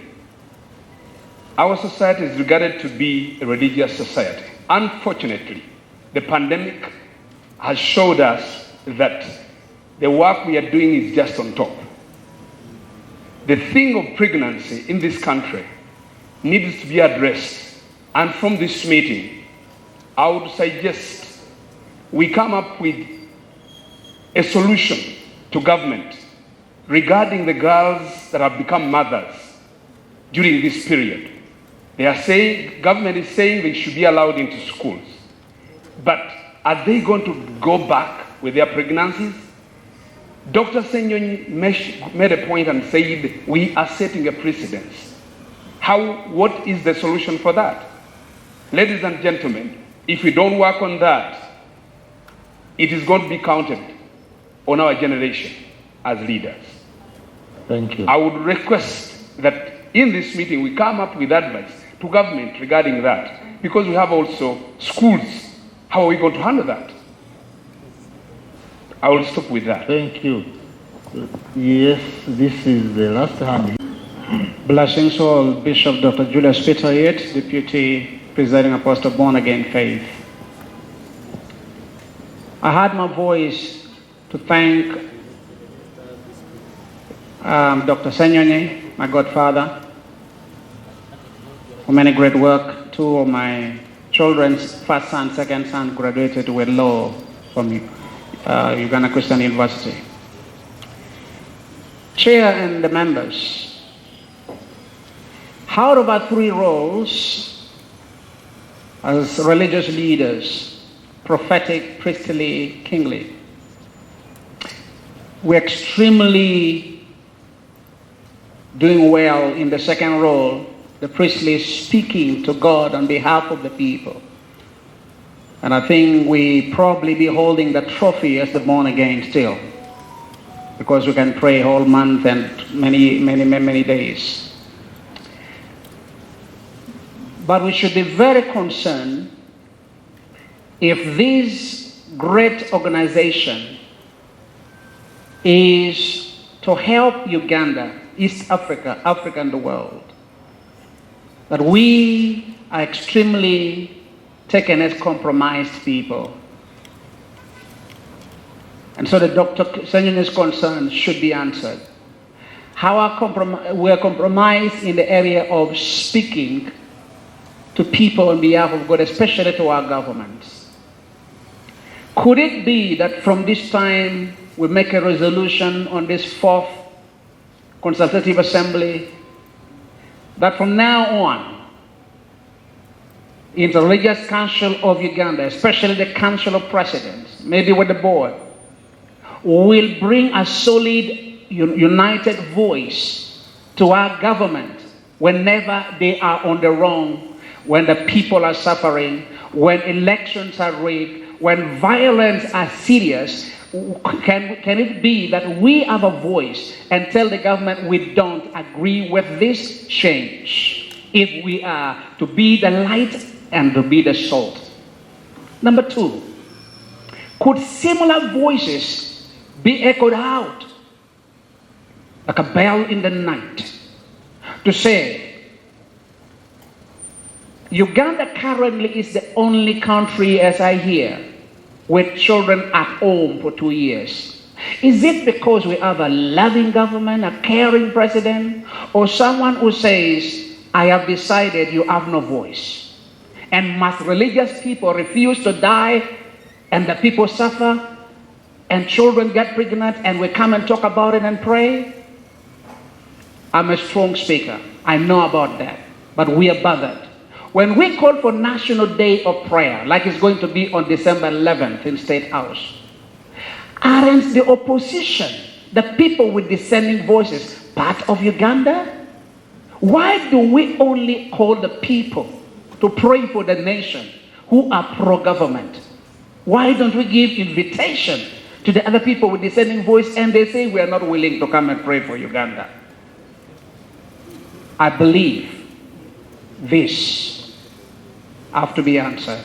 I beg to move for my God and country. Thank you, thank you. Bishop in Northern Uganda in this project. Thank you very much. I want to appreciate our speakers. I think we have done a good job. Driver Chakure, Professor Erin Mshengezi, and Bishop Ruere. I am happy that the PowerPoint was not there so that you speak your mind and share testimony, which was very catching and really very inspiring. Thank you very much, all of you, Council of Presidents, different speakers, participants. Thank you for accepting to sit and listen and for not allowing to be harassed by your phones. You know, you can come in a very important meeting like here and your phone harasses you. but you have not accepted that. So thank you so much, organizers, IT. We appreciate our ministers and people of hospitality, hotel. We really appreciate. I want to appreciate each one of you for this day, and tomorrow, definitely, we have another day, and that one will get to know.